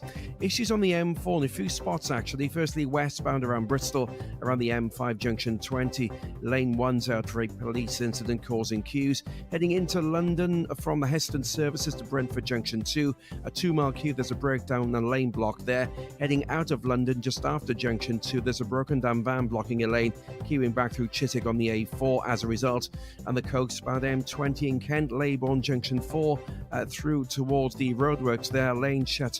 A collision involving a lorry there is still being recovered this lunchtime. And for now, that's the latest. You can stay up to date throughout the day by visiting our website gbnews.com.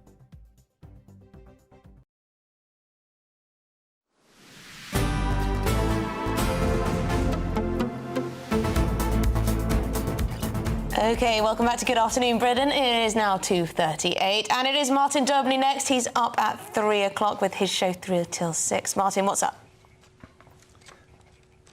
Well, today I'm asking the question, is the United Kingdom, is Britain becoming no country for old folks? During the budget, we found out that the dementia tax is coming back via Labour. The £86,000 cap is being scrapped. Then they came for the winter fuel tax. Now, today, Rachel Reeves is being urged to increase the retirement age to 68. That's designed to save £6.8 billion a year. Well, that's what we spend on asylum.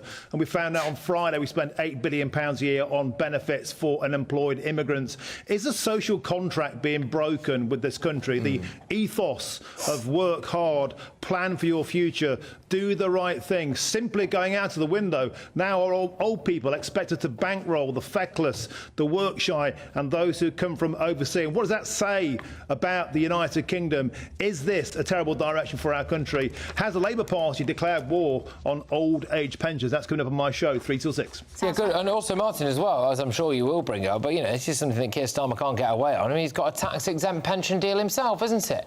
So, you know, you look at this. If this was the Tories in charge now, they'd all be banging on about you with your gold-plated pensions and your massive houses. You don't understand ordinary old working people. Well, pot kettle black. Here we are, Martin. Yeah, I think we've always known that it's one rule for them and one rule for the rest of us. And I think now there's a very, very different set of rules for our beloved pensioners. I just think that it's got to the stage now where they don't vote for the Labour Party. So why base any of our policies around them? They're instead treated as a cash cow to bankroll the rest of the country. It's a terrible inversion of what you and I know to be right and wrong. They don't care about getting the pensioner vote back, but they're desperate to get the pro-Gaza back vote, aren't they? But, Martin, I'm looking forward to your show, 3 till 6 p.m. You'll be electrifying the airwaves, as ever. That social contract, it's creaking at the seams. It doesn't exist. Doesn't exist. Doesn't exist. No, it doesn't exist. It doesn't exist. Doesn't exist. No. People feel powerless with the way their taxes are spent. You know, you work hard, you save, you work throughout your life, you bring up your children nicely, you do all the right things, and then you're clobbered. There's no other walk of life, is there, as well? The people who do pay more tax get relentlessly have their arm twisted behind their back and told, go on, pay a bit more. And then the millionaires, you know, got a flight out of here. Yeah. Great.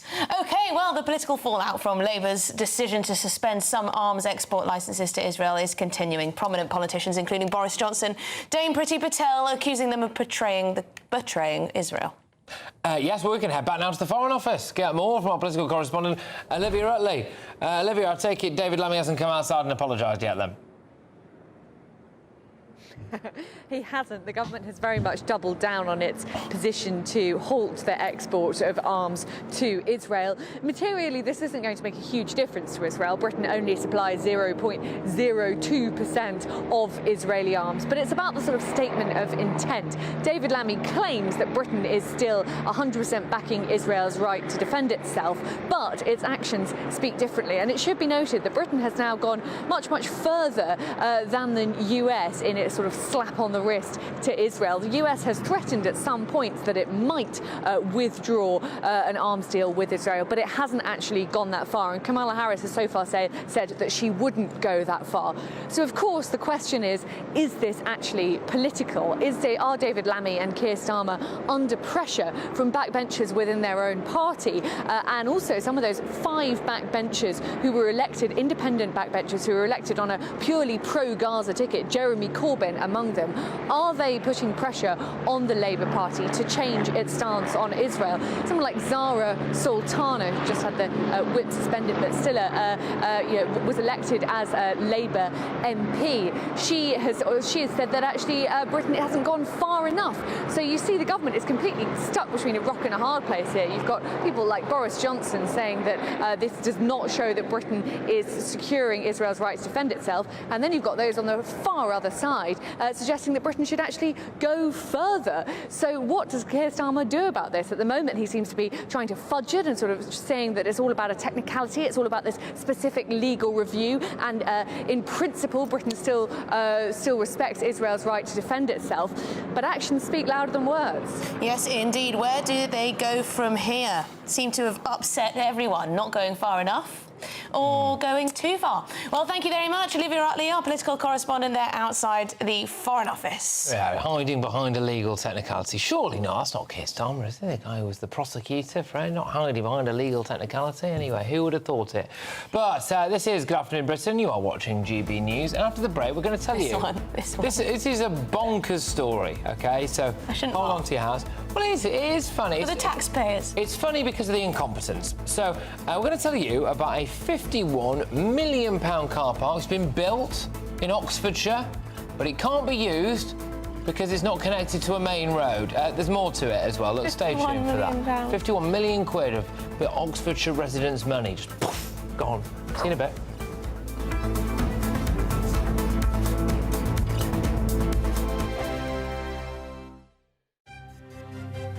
GB News Breakfast. Every day from 6 a.m. An army veteran has become the world's most tattooed woman after a 10-year journey to ink 99.98% of her body. I mean, that's really nearly everywhere. But I wonder, I mean, yes, she is unusual, and you'd know her if you met her, frankly, wouldn't you? But are tattoos acceptable they're becoming more and more acceptable just amongst all of us, aren't they? But what about in the workplace? 99.98% of her body tattooed. Do you think this would affect the way that she is received at work? I do affect it would how she is seen at work, just purely because tattoos are still so stigmatised in the workplace. In today's rapidly evolving society, the traditional standards of what is socially acceptable are being redefined. Facial tattoos, full body tattoos, once stigmatised, are increasingly seen as a form of personal expression, and there shouldn't be a barrier to one's professional or social life. If you are going for a job, for instance, we make up 90% of our minds about somebody within the first 3 seconds. And I have written a book on body language, and the face is just so important. You need to have the smile, you need to be able to read the facial expression, even when we're speaking. Now, if the face is really heavily tattooed, you can't do that. Jade said that there is still this stigma, particularly to facial tattoos. We do judge people with tattoos, don't we? We do. Unfortunately, we do, because it's not the norm. And as a human being, we tend to judge what is not the norm. And as Jade says, we are getting much more used to it. It is much more socially acceptable. But a lot of firms will say, if you've got a tattoo, you cover it. We don't want tattoos in the workplace. GB News, the People's Channel. Mark Dolan tonight is your weekend dose of news, debate and entertainment. This sounds like a wild conspiracy theory. Don't miss My Big Opinion. Mark meets at My Take at 10. Democracy is a funny old thing. And we don't do boring. Not on my watch. I just won't have it. Let's go and get another glass of that bubbly. You've earned it. That's Mark Dolan tonight, Saturday and Sunday, 9 to 11, only on GB News, the People's Channel, Britain's news channel. It's Patrick Christie's Tonight, and here we do things differently. It's explaining the absolute madness of this, doesn't it? It's explosive. I mean, this is very good. It's lively. 850. Your government sat there, Sean, and it did nothing. It's controversial. And the Middle East has been in turmoil since before I was born. It's everything you need to kickstart your evening. Everyone's had their Weetabix tonight. I love to see it. That's Patrick Christie's Tonight, weeknights from 9 p.m. Only on GB News, the People's Channel, Britain's news channel.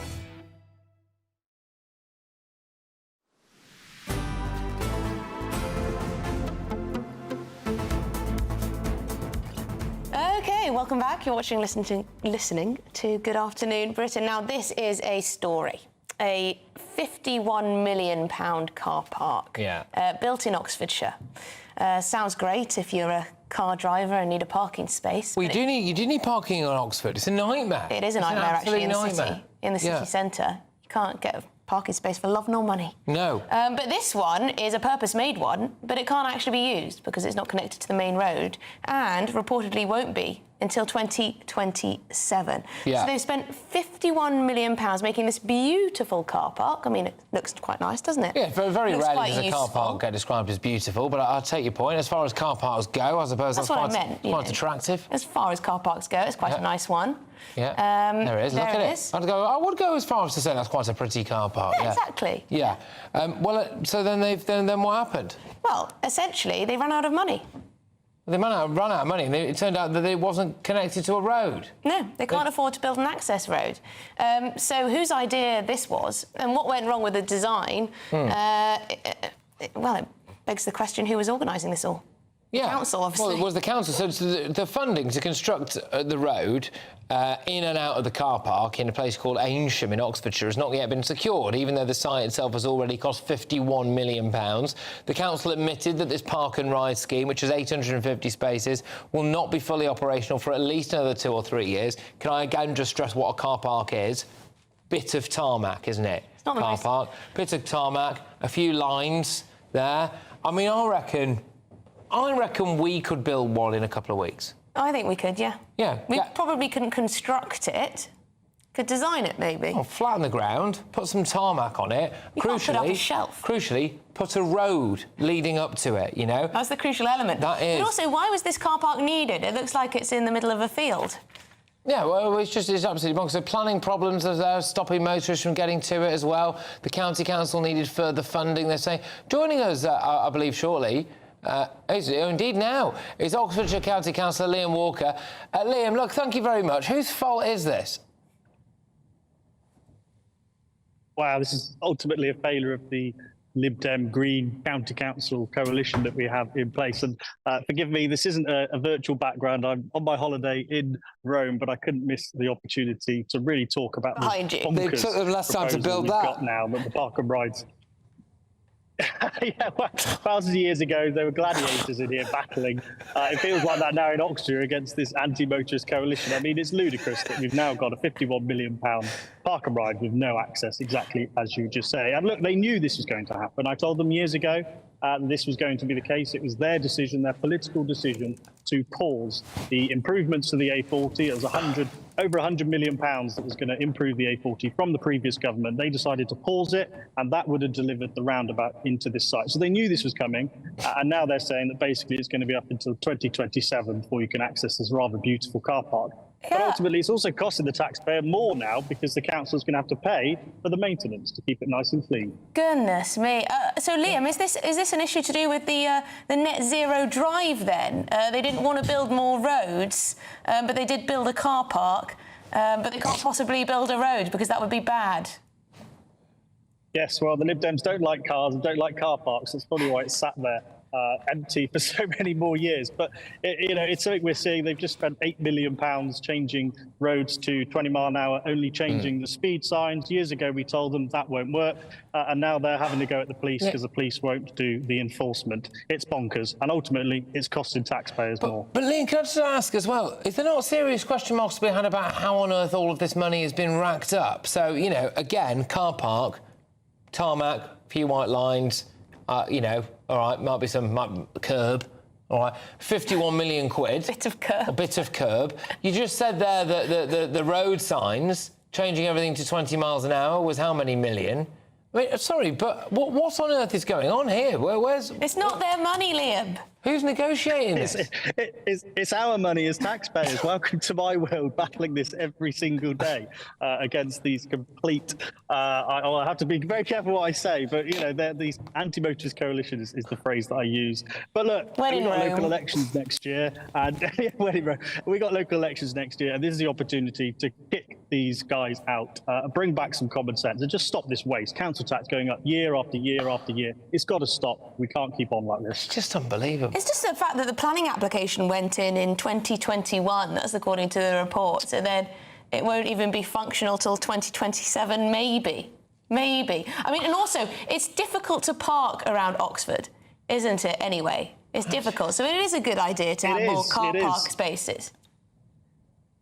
It is going to get much difficult because, I don't know if you're aware, but the Lib Dems want to put up their new ANPR cameras, much like we've seen Sadiq Khan in London. So basically it means that all the main routes into the city will be ANPR cameras. If you drive through, you get a ticket. There's only going to be one route into the city, which is Botley Road, which is currently closed because of Network Rail. So this is only going to get worse, and that's why we need these park and ride sites and hopefully more, so people can actually get into Oxford.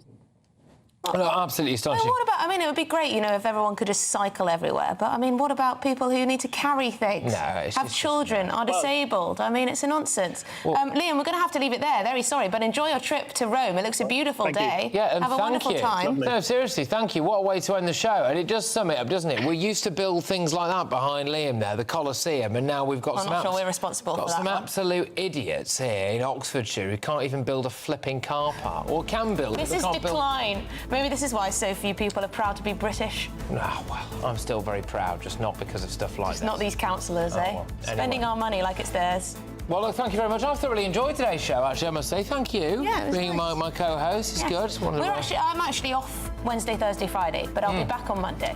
Yeah, and unsurprisingly, so will I. But I'll be back 9 p.m. tonight, though, so I'll see you then. We've got a great show lined up then.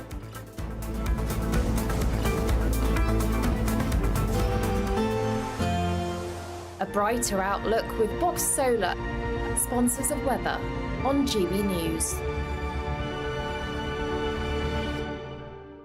Good afternoon. Welcome to your latest GB News weather update, brought to you from the Met Office. Through the rest of the day, there is a risk of showers for some of us, but also some sunny spells, and clearer skies will lead to a cooler night tonight for many areas, but particularly across northern areas. Now, this weather front is pushing into parts of Scotland, Northern Ireland through the rest of today, bringing a risk of showers here, and any showers across the south and east will push away to the east as well. So quite a lot of cloud to come across much of Scotland, and then into parts of Wales, northern England overnight, as well as the southwest. To the north, though, we'll see clearer skies developing, as well as a few showers, particularly across southern areas of Scotland and Northern Ireland.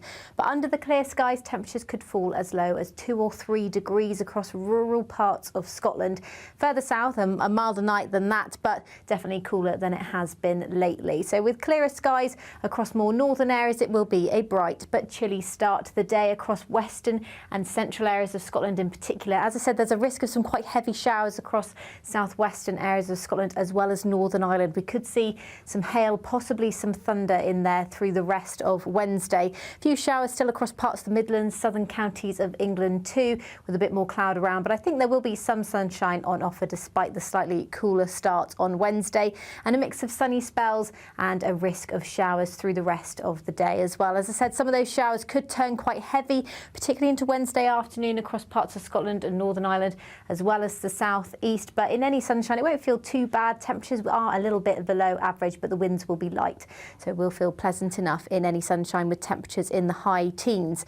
Now, the showers will tend to fade across northern areas through Wednesday evening, but it's in the south and east where we see the showers intensify through Wednesday evening. There's a risk of some localised flooding through Thursday morning and a weather warning in force. But towards the end of the week and the weekend, it actually looks like it will turn drier and warmer across north and western areas.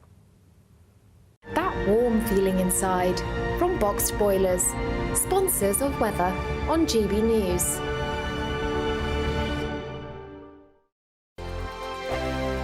How would you? Good luck.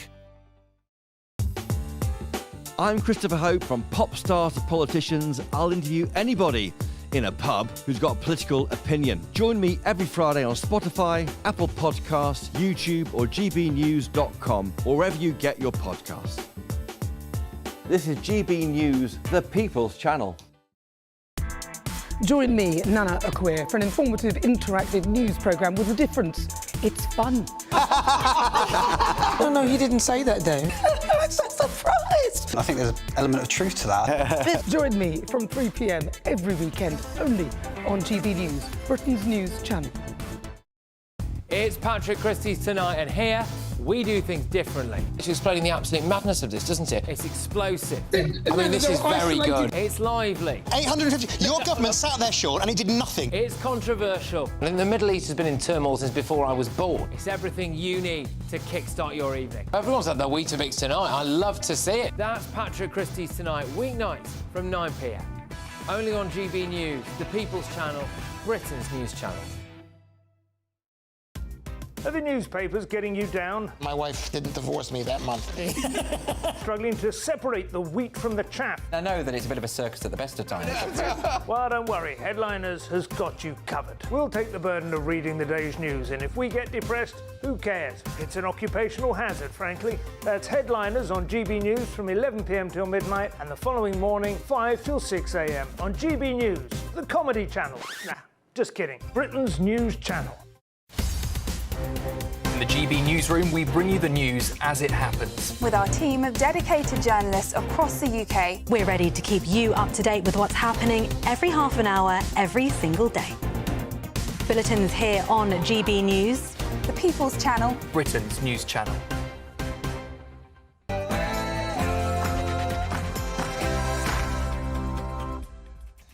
A very good afternoon to you. It's 3 p.m. and welcome to the Martin Daubney Show on GB News. We're broadcasting live from the heart of Westminster and all across the UK. On today's show, after slashing pensioners' winter fuel allowance to save